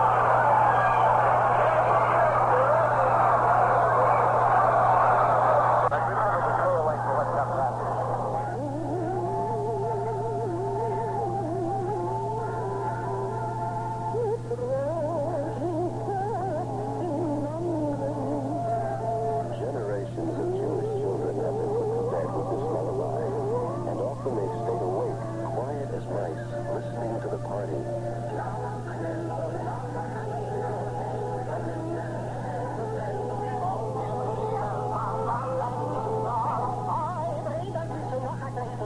This song brings back friendly laughter and the clink of bottle against glass. And today, as yesterday, what's in the bottle is often Rheingold Extra Dry.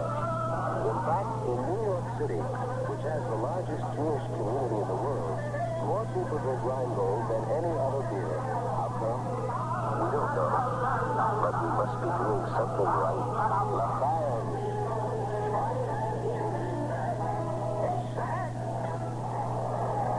We're going now to the bottom half of the seventh inning, and the ball game is scoreless with Joe Christopher coming up for the New York Mets.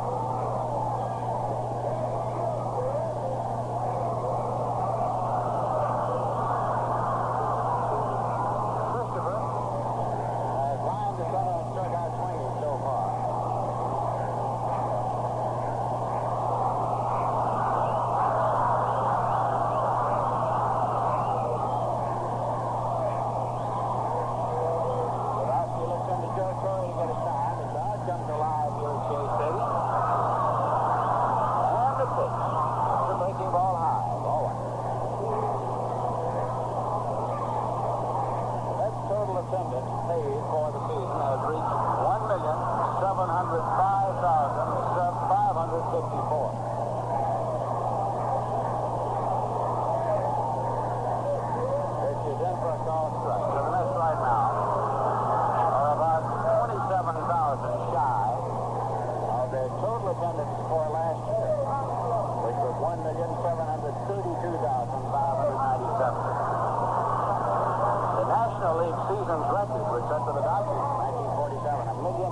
7,526.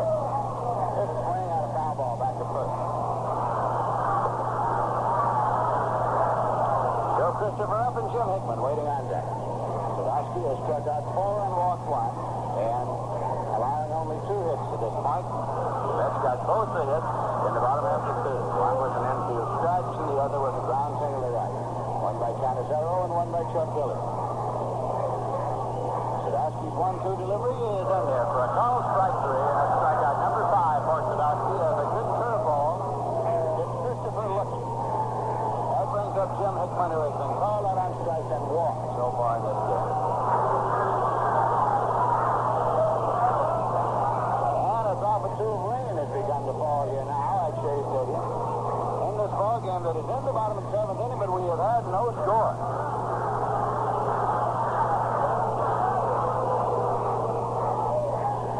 Here's the pitch. Swung on and fouled off. Torrey takes the over. Picks it up off the ground. It's strike 1 to Jim Hickman. Ron Svoboda is waiting on deck. On a day like this where the weather is threatening from the very start, whether you're at home or on the road, you want to get a run early if you possibly can because of the threat of weather. Neither of these teams has been able to score. There's a big let-up, low and outside. 1-1 to Jim Hickman.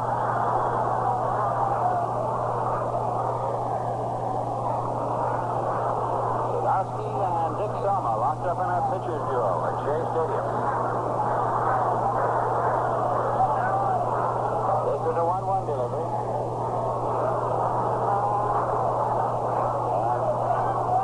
And it's fouled off to that. Hickman down off the shin guard to Joe Torrey. Waiting to get the foul ball shot from umpire Al Barley. That one came down low and flicked off the shin guard, but it was also off the handle of the bat. It's 1-2 to Hickman. One away and nobody on base. Here's the 1-2 pitch. Fastball that missed outside, and it's 2-2.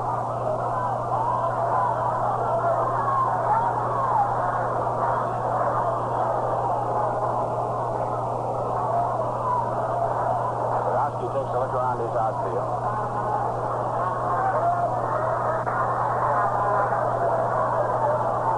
Now looks in for his sign, set to work. 2-2 pitch. And it's in for a call strike 3 for the second time today. Hickman has looked at a call third strike. Strikeout number 6. We pause for station identification. This is the New York Mets Baseball Network. 810 on the radio dial. This is WGY Schenectady.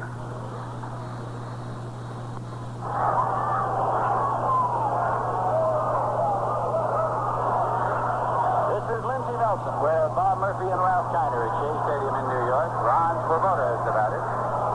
Up here with 2 men out and nobody on base. Sadowski with the pitch.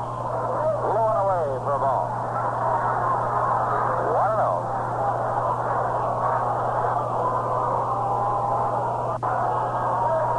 Charlie Smith has moved out to the on-deck circle. That's it at 2, hits the Braves of at 4. There's a swing and a miss of a high fastball. It's 1-1.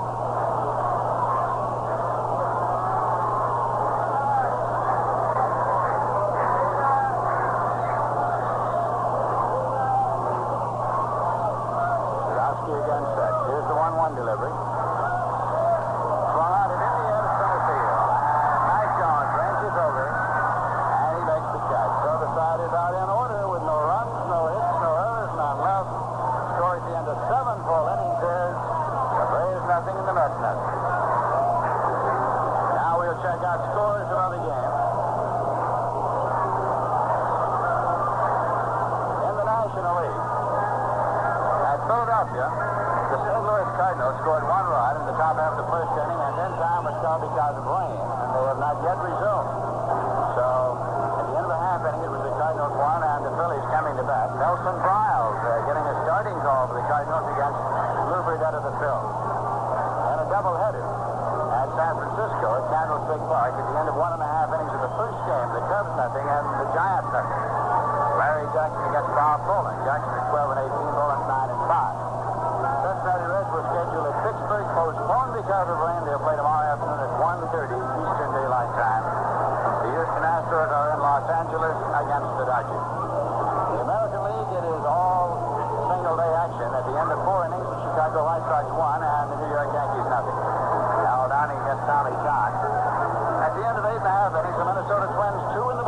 strikes, nothing. Jim Redcat Grant for Minnesota. Earl Wilson for Boston. Dick Raddish in the ninth inning. The end of 4, the Washington Senators 2, and the California Angels nothing. Dean chance against Frank Fletcher. That one was delayed at 1 point because of rain. Detroit scheduled at Cleveland, postponed because of rain. Kansas City scheduled at Baltimore, delayed for a long time, and now postponed because of rain. Now we're getting a pinch hitter. It's going to be Jesse Gonder coming up to bat for Sandy Alomar with the Braves coming up in the 8th inning. Well, Jesse gets sort of what you call a mixed reception from the Shea Stadium faithful. Thomas pitch to Gonder. It's low for a ball. For the season, Gonder's hitting .232. He's had 5 home runs and 14 runs batted down. That game in Philadelphia that has been long delayed has now been postponed because of rain. The Cardinals and the Phils postpone rain. Here's a pitch inside to Gandhi. 2-0.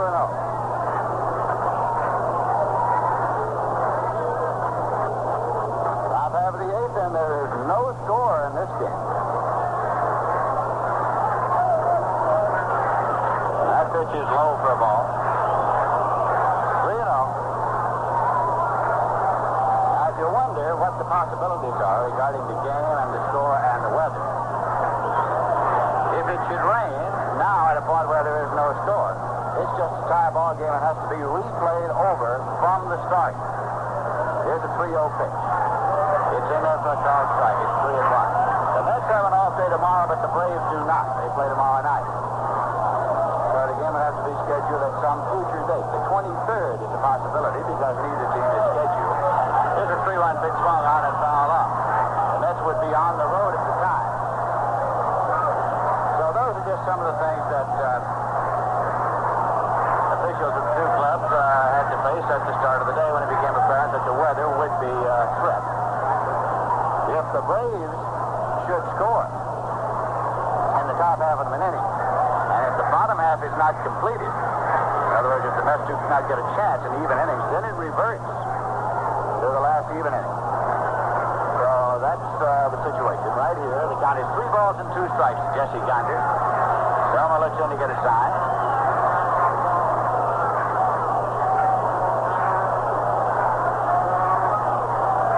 And here is the payoff pitch. Inside, he walked him. It's a leadoff walk to Jesse Gonder.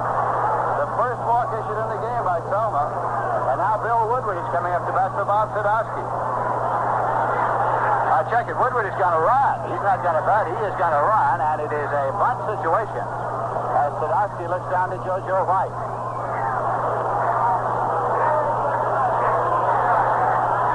Woodward will doubtless stay in the ballgame at shortstop for the Milwaukee Braves.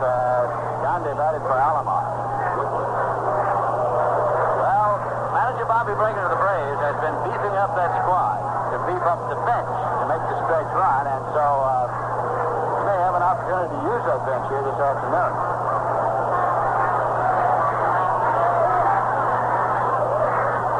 Here's the pitch, and it is bunted, and Selma is up with it. He's going to go to second. He throws, and he's safe, and the throw to first, and he's safe there. Both runners are safe. As Selma's throw to McMillan was late, and the relay on over to Hiller was not in time to get Sadowski. So the Braves have runners at first and second.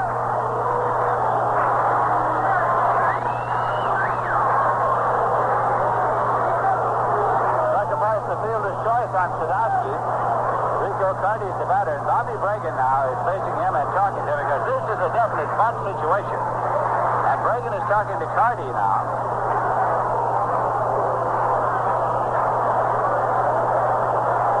And there's a very definite possibility that he'll want to get somebody up there like Ty Klein, whom he thinks can butt the ball. And Klein takes off the jacket in the dugout. And now Wes Westrom is coming to the mound for the New York Mets.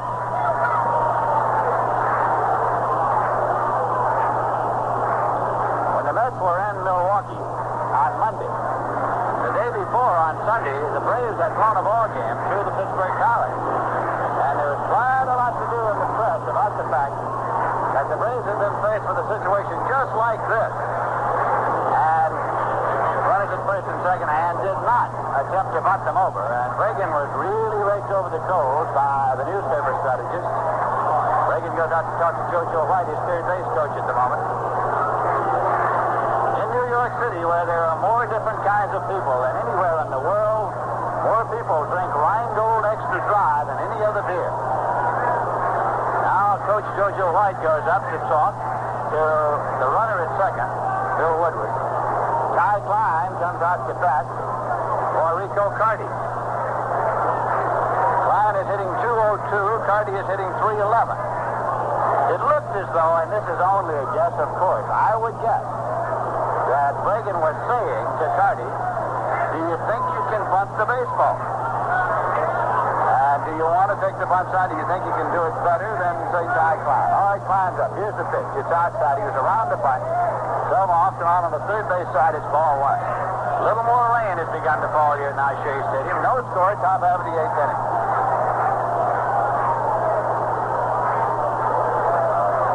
Sadowski's at first. Woodward's at second.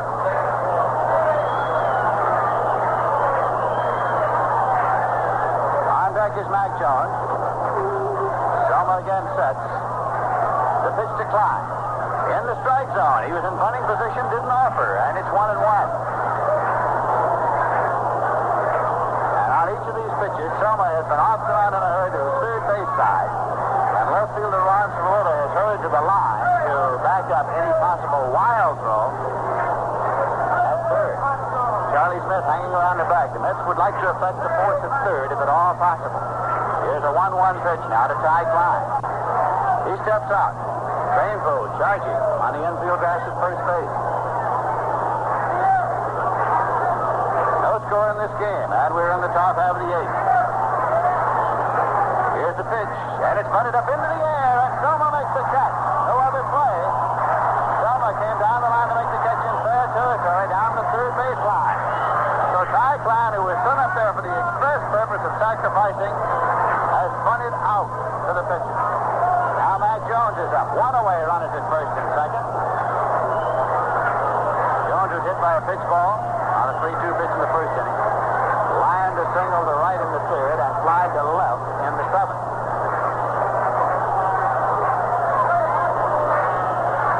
Selma now works off the stretch, but Bray is leading at first and second. The pitch, fastball inside for ball one.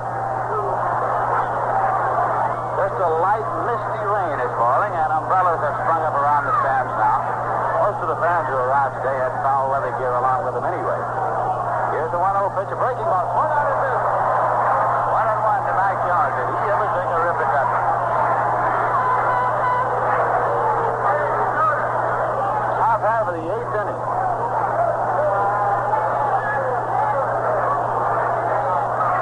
Selma again with the pitch. Breaking ball, and it's outside and a little high as well. It's 2-1. Selma has struck out 8 and walked 1 in 7 1/3 innings to this point.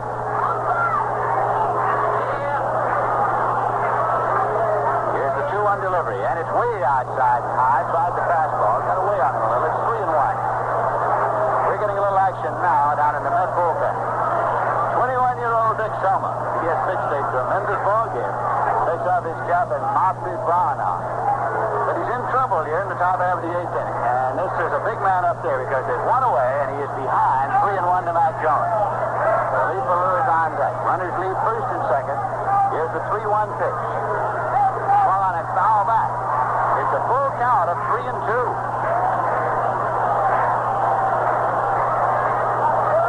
Well, Woodward is a fast man at second. Sadowski has average speed at first. In the Met bullpen, Gordon Richardson is the left-hander. Darrell Sutherland is the right-hander, warming up.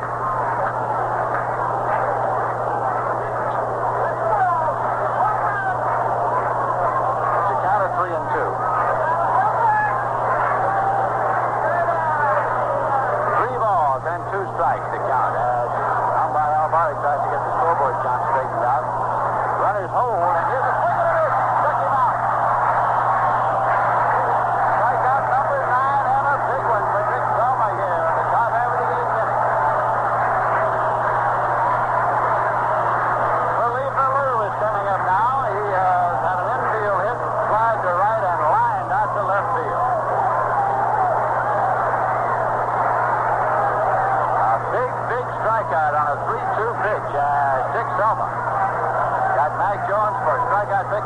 Here's a swing and a foul ball. Knocks it out of play. Eddie Sankey and a number of young prospects in the box where that foul ball landed. Tell you one thing, Lindsay, they better not sign that one kid up because he missed it. He made a stab. He cost him $10,000. Here's a swing and a foul ball to the right side. Should be near the stand. Crane pulls over, and this was in the seats out of play. Drifted on over, and it's a two-strike count out of Philippe Ballou. Both Cantazera and Craneville gave it a run.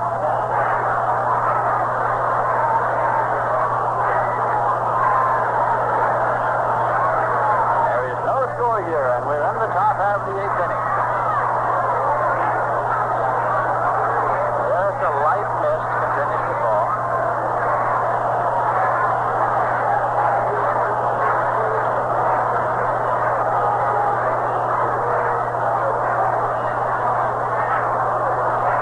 Cantazero calls time, and he goes to the mound.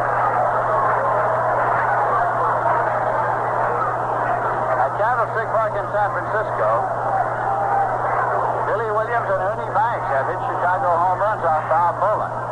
Each with nobody on, so the Cubs are leading the Giants 2-0, still batting in the top of the fourth. The count to Philippe Ballou here now is 2 strikes. Braves lead at first and second. The pitch is swung on and foul back. The count holds 2 strikes.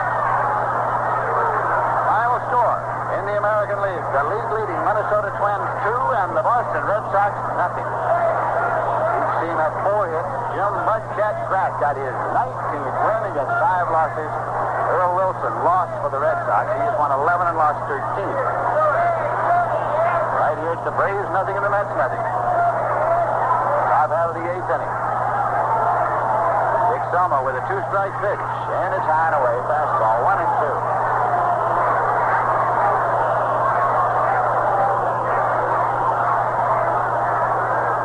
Waiting on deck is Eddie Matthews.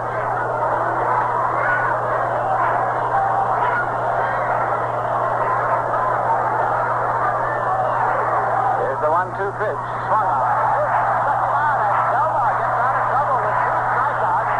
A total of 10 for him, and he is getting a standing ovation as he comes off the mound. 21-year-old Dick Selma. No runs, no hits, no errors, and 2 left. And the score at the end of 7.5 innings is the Braves 7 to the Mets 0. Now a word from Viceroy Cigarette.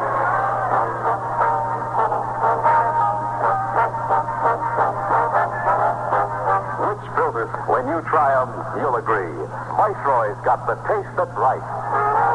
Viceroy's got the taste that's right. Not too strong and not too light. The taste that's right. Well, it was quite an inning for young Dick Selma as he had consecutive strikeouts to get out of the inning, a total of 10, the Mets all-time record. The strikeouts is 11, held by Al Jackson against the Phillies this year. Previously, the record had been 10. Ty Klein stays in the game at left field now in place of Carty for the Braves, and Bill Woodward stays in the ball game at shortstop in place of Alamos. Charlie Smith is up to lead off for the Mets in this game that's scoreless here in the bottom half of the eighth inning. Smith has grounded out and fouled out so far. Sadowski pitches in there for a called strike. Mets have had 2 hits in this ball game, both in the third.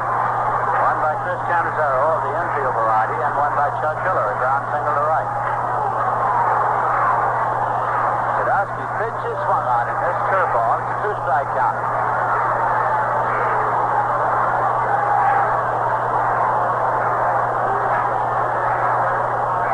Cantazero is waiting on deck.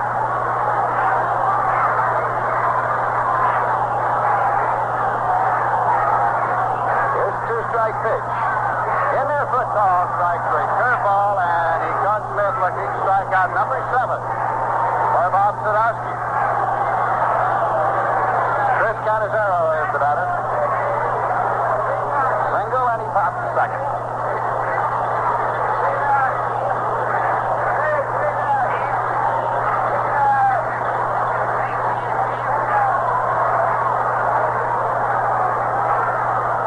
Dick Selma comes out to the on-deck circle. Lasky's pitch is low for a ball.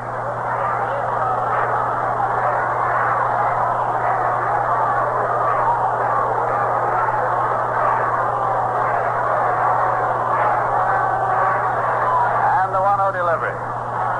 Fired in for a called strike. 1-1.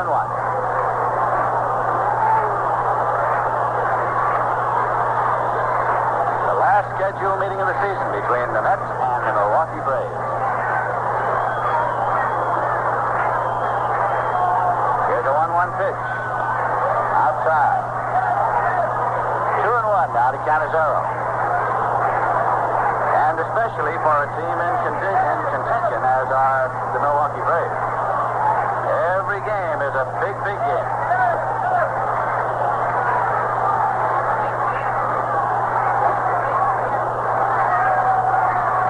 This is in for a strike.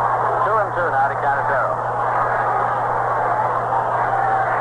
The Braves started the day 2.5 games out of first place.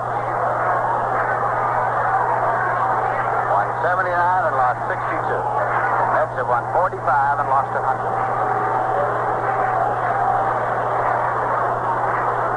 2-2 pitch. Swung on and looped into short right, and coming on fast is Philippe Malou. Can't get it. It's a base hit for Canizero. One hop by Philippe Malou. And Canizero has 2 of the 3 hits that the Mets have. Dick Selma is up now in what is also a sacrifice situation. With 1 man out, and Canizero at first, the pitcher up, Chuck Hiller on deck. No score in the game, bottom of the 8th.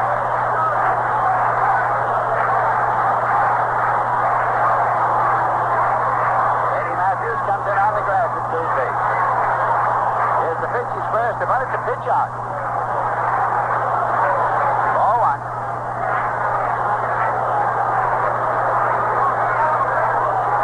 Moves around to try to lay it down. The Mets want to get Canizero into scoring position down there at second.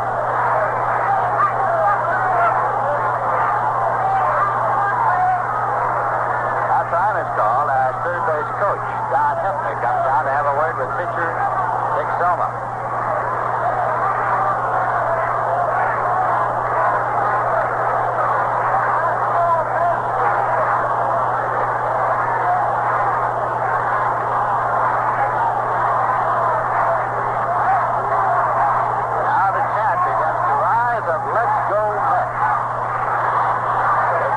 He's first upon it, he bunts it foul, trying to pull it down the first baseline. 1-1 to Selma. Gene Oliver at first was charging, and so was Matthews from third. Second baseman Frank Bowling had moved over for a possible throw at first, and Woodward was covering second.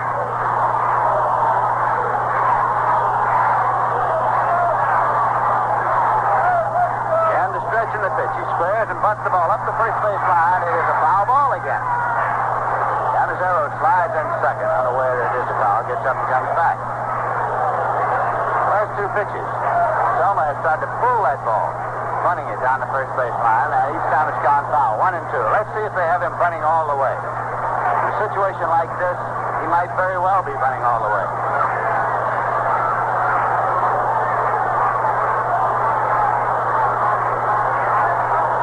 Pounds the plate. And waiting. He hits the ball on the ground to short. Taken by Woodward, steps on the back towards the first double play, and they're out of the inning. He decoyed the bunt, took the full swing, and hit into a double play.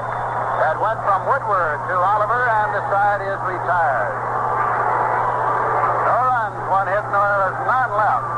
And the score at the end of 8 is Braves nothing and the Mets nothing. Cincinnati Reds will be here September 14th, 15th, 16th. The Pittsburgh Pirates, September 28th, 29th. The Philadelphia Phillies, October 1st, 2nd, and 3rd. And tickets are now on sale for any of those games. The advanced ticket window here at Shea Stadium is located at entrance D. And it's open 7 days a week. There's a Met ticket office at Penn Station in the Long Island Railroad waiting room, and another at the Grand Central Terminal at the foot of the 42nd Street and Vanderbilt Avenue route. There's a Met ticket office at Macy's in Huntington, Long Island, in the Walt Whitman Shopping Center. Reservations may be made for box and reserved seats at any of the Howard clothes stores, Child's restaurants, or Calico kitchens in the New York area. Umpire Al Barlick has been up having a word with umpire Augie Donatelli.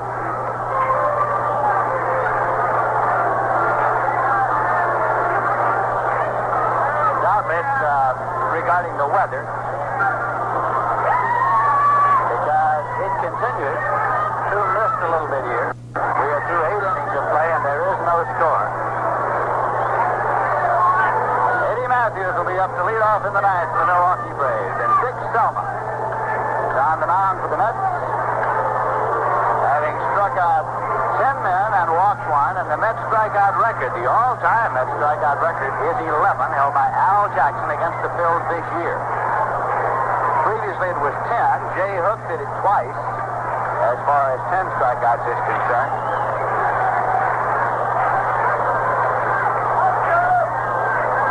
Dennis Rybat did it against the Pirates, and Tracy Stallard also struck out 10 on one occasion. Here's the pitch low to Matthews. 1-0. Double barrel action in the Met bullpen. Gordon Richardson, Darrell Sutherland. Through 8 innings, the Braves no runs, 4 hits, no errors. The Mets no runs, 3 hits, no errors. Here's a swing and a miss. 1-1. Selma took a lot off of that one. Actually, it was low out of the strike zone, but Matthews stopped at it.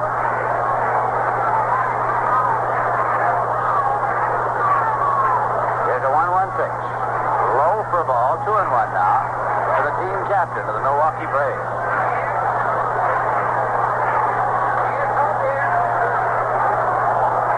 This game has been in progress about 1 hour and 55 minutes. We're in the 9th inning. 2-1 pitch. Swung on and missed it. 2-2.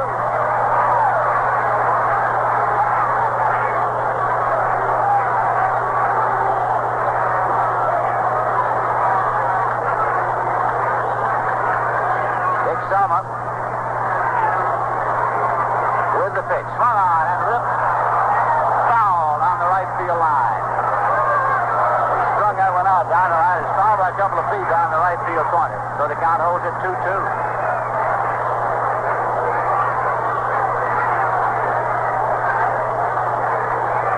Selma struck Matthews out his first 2 times up, and then Matthews flied out to center in the 6th inning. 2-2 delivery. Swung on and fouled outside the curveball, and Matthews just topped it over to the corner of the Met dugout on the ground. Well, he gave him a couple of off-speed pitches.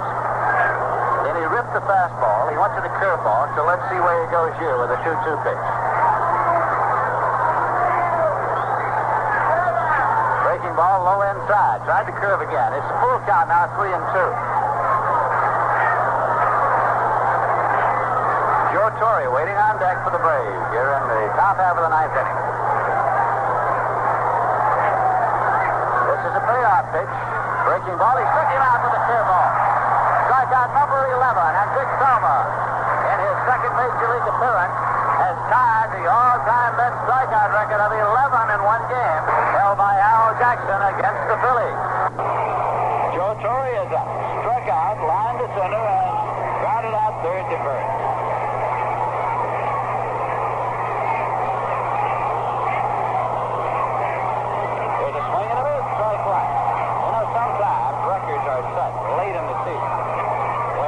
Are being tried out, or when a club is out of contention. But that's not the case today because these Braves are in a pennant fight. Here's a strike 1 pitch, and it's outside for a ball, 1-1. And it is frontline offense that they have out there today, and Dick Selma has accomplished 11 strikeouts. Here's a 1-1 delivery. Strung on and missed. Fastball. It's 1-2.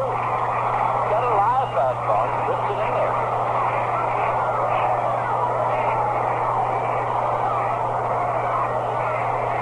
Had at least 1 strikeout in every inning except 6 and 7. He retired 6 men in a row in those 2 innings. There's a swing and a miss. Strikeout number 12 to set a new strikeout record for Met pitchers of 12.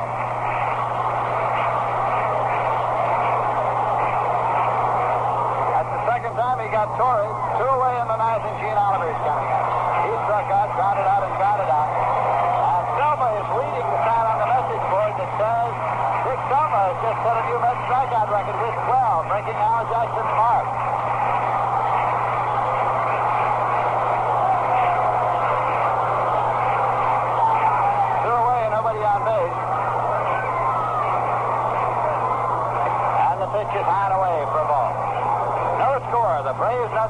nothing in the top of the ninth.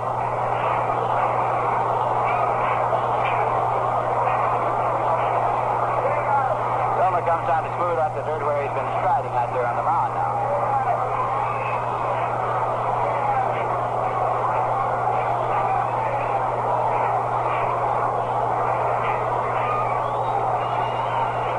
Here's the 1-0 delivery. Breaking ball hit on the ground to short. A big hop to Eddie Matthews. He throws across the spinning pool, and the side is out. In the ninth inning. No runs, no hits, no errors, none left. And another big half for Soma as he leaves the mound. Now you're going to hear Bill get to and say he hit us by. And if you want to drink a little beer with it, that's all right with us.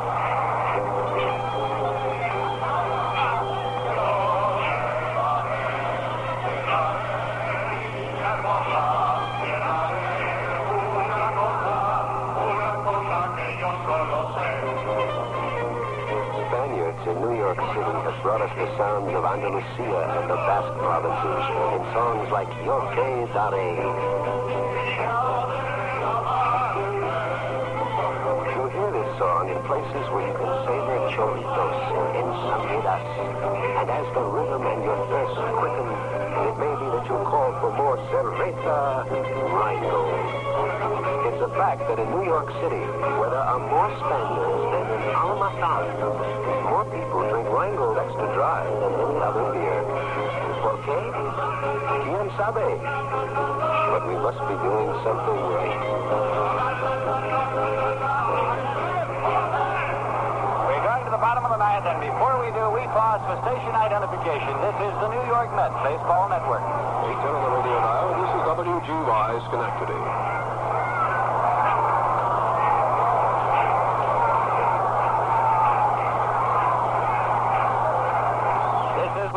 With Bob Murphy and Ralph Kiner at Shea Stadium. Chuck Hiller is up to lead off. Top of the batting order for the Mets in the bottom of the ninth. It's been a great day up to now for Dick Soma. But to write the perfect finish, of course, the Mets have to win the ball game. They're batting in the bottom of the ninth. There is no score. It's Braves nothing and Mets nothing. Bob Sadowski's in it all the way for the Braves. He's used the pitch to the left hand. Got his swung on, hitting the other right. The lead balloon moves over, and he's there to make the catch. So there's one away from the Mets batting in the bottom half of the ninth inning. Roy McMillan is coming up. Sadowski has pitched a strong game. He has struck out 7 and walked 1. Allowed the Mets only 3 hits. Canizero has had 2 of them, and Hiller had 1. McMillan's been up 3 times and grounded out 3 times.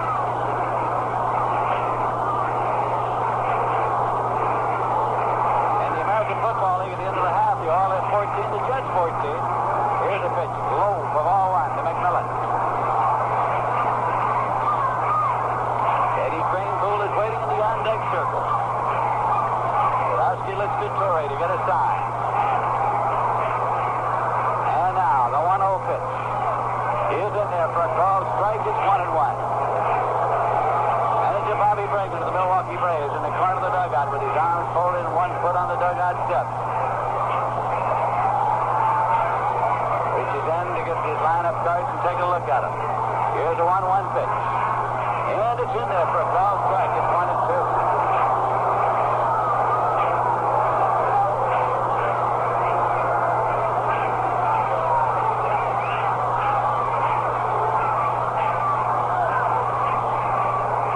McMillan swinging the bat, and he waits. Here's the 1-2 delivery. Breaking ball hit on the ground to third, and charged by Matthews. He one-handed, throws on, and in time. Eddie Matthews gave it the iron elbow treatment and took it on the short hop, throwing on there in time to get McMillan 2 away.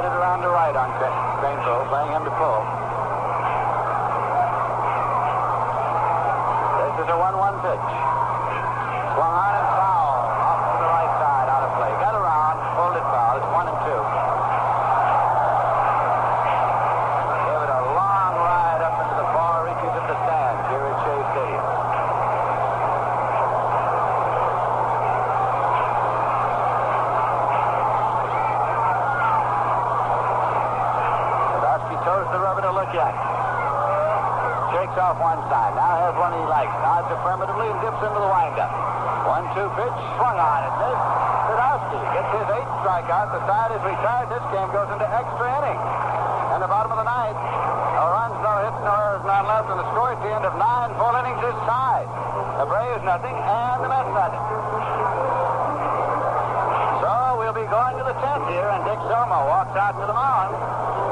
It's been a pitcher's duel between Selma and Sadowski.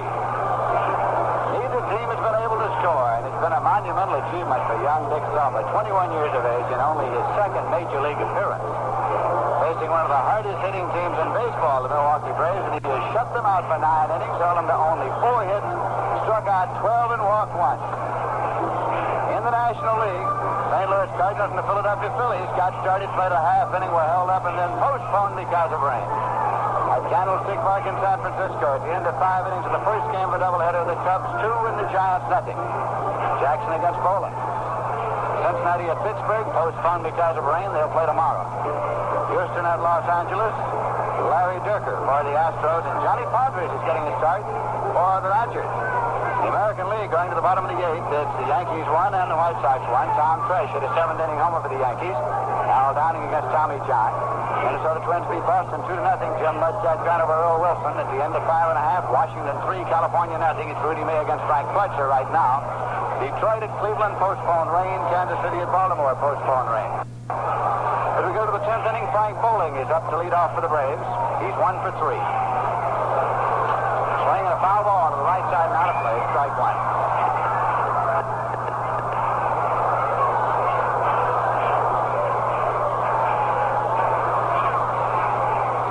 Bill Necro, the knuckleball, is throwing in the Braves bullpen. Here's a pitch high. And looks as though it's Hank Fisher also throws.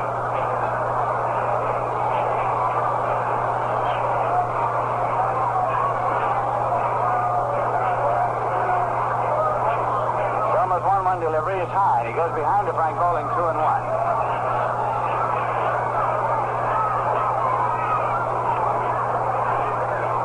Selma has struck out 12. He's walked 1. He issued a leadoff walk to Jesse Gander, batting for Sandy Alomar in the 8th inning.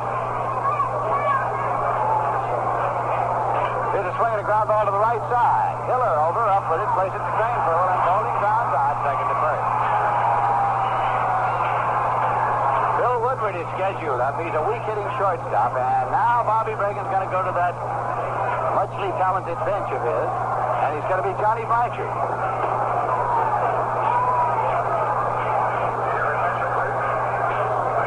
Blanchard bench hit yesterday with a 2-2 count on Aaron, and fouled off a block of pitches and then threw a walk. So Johnny Blanchard, formerly of the Yankees, coming up, and Wes Westrom is going to the mound. With his young pitcher. He wants to be sure that Western, or rather that Selma, is checked out on Johnny Blanchard. One away, nobody on base. Blanchard, a long ball hitter, just acquired by the Braves from the Kansas City A's. Of course, has been with the New York Yankees. In the American League, he batted 194. But I've only one time in the National League.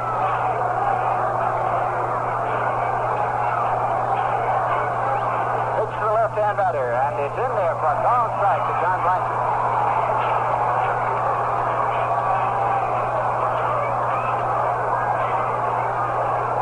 When you're trying to win a pennant, as the Braves are, you beef up your bench for situations just like this. They're in an extra inning ball game. That's what gives you the advantage. Breaking ball is hit deep to right, and going back is Christopher, but it's playable. He's in the warning track, and he makes the catch. Christopher going back into the warning track to make the catch. 2 away. Bob Sadowski is coming up to bat for himself here in the top half of the 10th inning.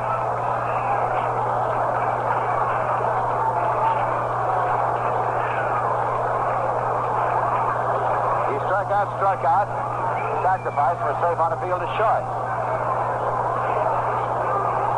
Pitch is outside for a ball. On Mr. Matt Winnick just pointed out a truth. The ball that Blanchard hit is a home run in Yankee Stadium. Down to the right field corner. Here's the 1-0 pitch. Swung on and sliced foul to the right side and out of play. It's 1-1.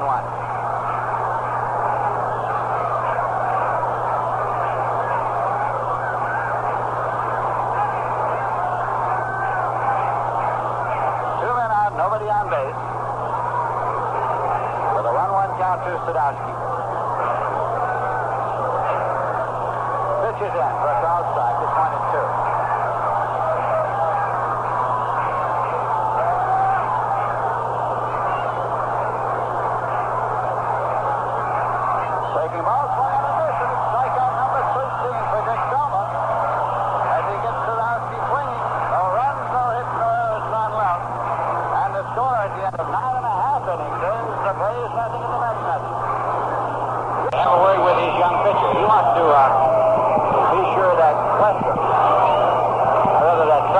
Checked out on Johnny Blanchard. Run away, nobody on base. Blanchard, a long ball hitter, just acquired by the Braves from the Kansas City A's. Of course, had been with the New York Yankees. American League, he batted .194. Got up only one time in the National League.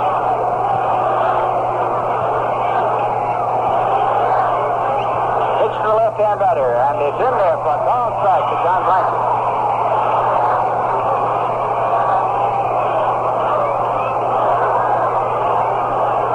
When you're trying to win a pennant as the Braves are, you beef up your bench for situations just like this.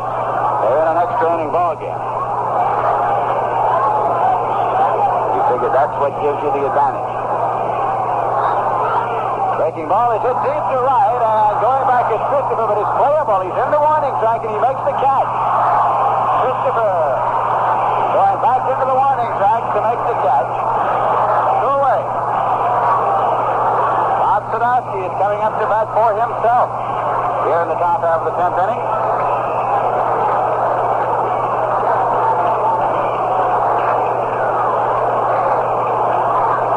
He struck out. Sacrifice was safe on the field is short. Pitch is outside for a ball. Now, Mr. Matt Winnick just pointed out a truth. The ball that Blanchard hit is a home run in Yankee Stadium. Down to the right field corner. Here's the 1-0 pitch. Swung on and sliced foul to the right side and out of play. It's 1-1.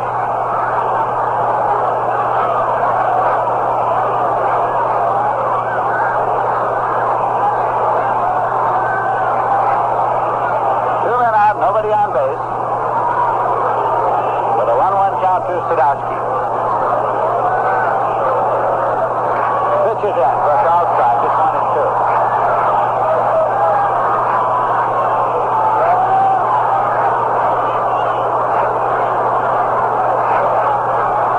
Breaking ball, swung on and miss, and it's strikeout number 13 for Dick Selma as he gets Sadowski swinging. No runs, no hits, no errors, none left.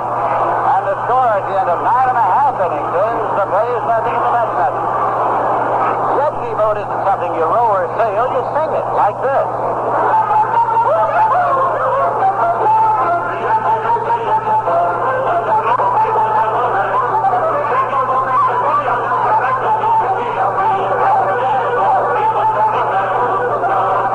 Piwo is the traditional Polish call for beer, and often it's Rheingold Extra Dry they call for. In fact, in New York City, where there are more Poles than in all of Świdnica, more people drink Rheingold than any other beer. Why do Polish Americans like Rheingold? We don't know. But we must be doing something right.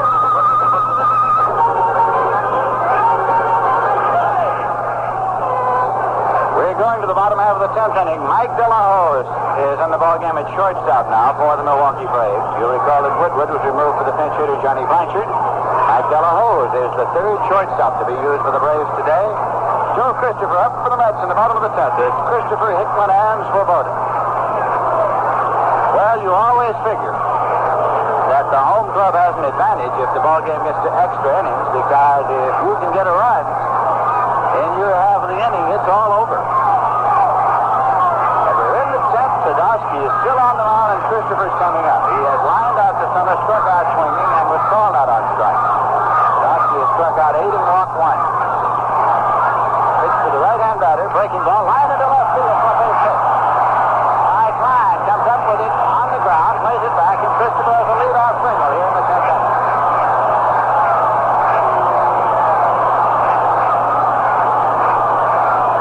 Now Jim Hickman is coming up.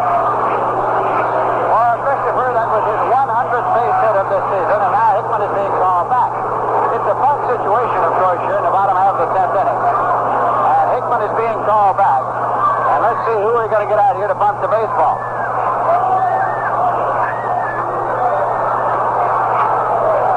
It is Ron Hutt who is coming out. Ron Hutt is coming out as a batter for Hickman in a bunt situation, bottom half of the 10th inning.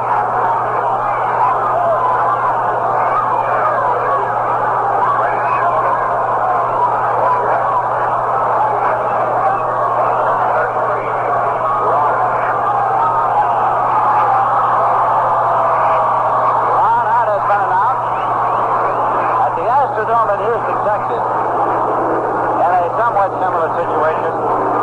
Ron Hutt was sent up at a time when he wasn't physically able to swing a bat. And everybody in the state of Texas knew that he was up there to bunt the baseball, and bunt it he did. Eddie Matthews comes in on the edge of the grass at third. Gene Oliver is ready to charge from his position at first. Joe Christopher takes his lead as the base runner. There's nobody out. Sadowski's off the stretch. The pitch, Hutt bunts the ball on the first base line. Oliver up. Goes to first, and the sacrifice is effective. Oliver almost decided to go to second. Changed his mind at the last moment, and then went on over to Frank Bowling covering at first. So the sacrifice moves Christopher in the scoring position at second, and the play goes 3-4 on the sack, and Swoboda's coming up. Swoboda has flied to right, struck out, and flied to center. So the Mets now have Christopher at second. They have Swoboda and Smith coming up to take a shot at getting him in here with the winning run in the bottom half of the 10th inning.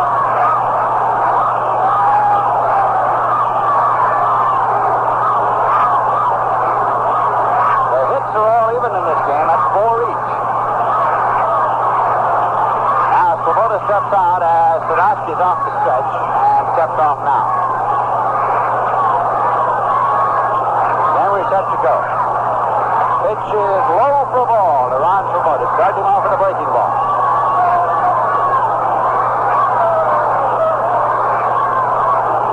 The bottom half of the 10th inning. The Braves nothing. The Mets nothing. Christopher leads at second. 1-0 pitch. Swung on it on the ground to the right side. Taken by Oliver. He's going to the bag unassisted. It moves Christopher to third with 2 men out. Charlie Smith is coming up.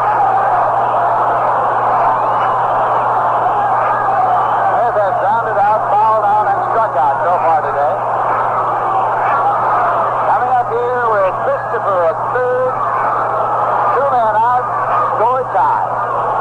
Bottom half of the 10th inning.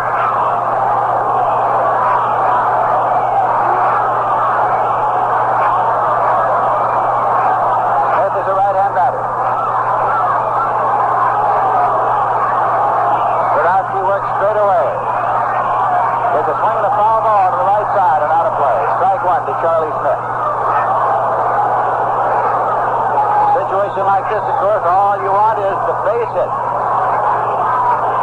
which is enough. Or any other way you can get that runner in third.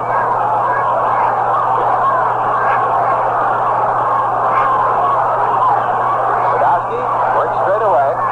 Breaking ball and over the top of Smith's head. So they had to move way on to glove it. Well, of course, that's one way. Ball games have been won on wild pitches in the bottom half of an extra inning. 1-1 the count to Charlie Smith. Christopher leads down the line. Sadowski takes a look at him. The 1-1 delivery is high for a ball. It's 2-1 to Smith. Canizero is waiting on deck.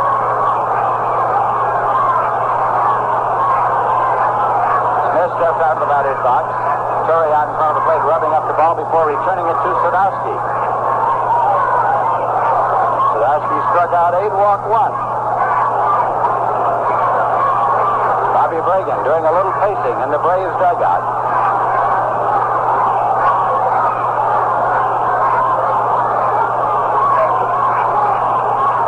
Christopher again takes his lead. 2-1 pitch to Smith. Breaking ball, foul on the left field line, and defeats him out of play. Count is even at 2-2. And a light misting rain is falling at Shea Stadium as we are playing in the bottom half of the 10th inning.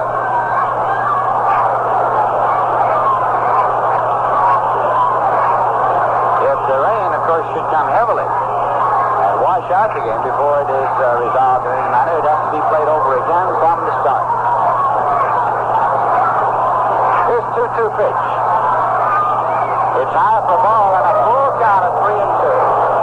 Sadowski thought he might get a call. Little high out of the strike zone, but very close. So it is a full count out of Charlie Smith. Charlie looked at a call third strike last time up, and the Braves figured they might get him on that pitch. This will be a payoff delivery. It's on the way. Swung on and fouled off.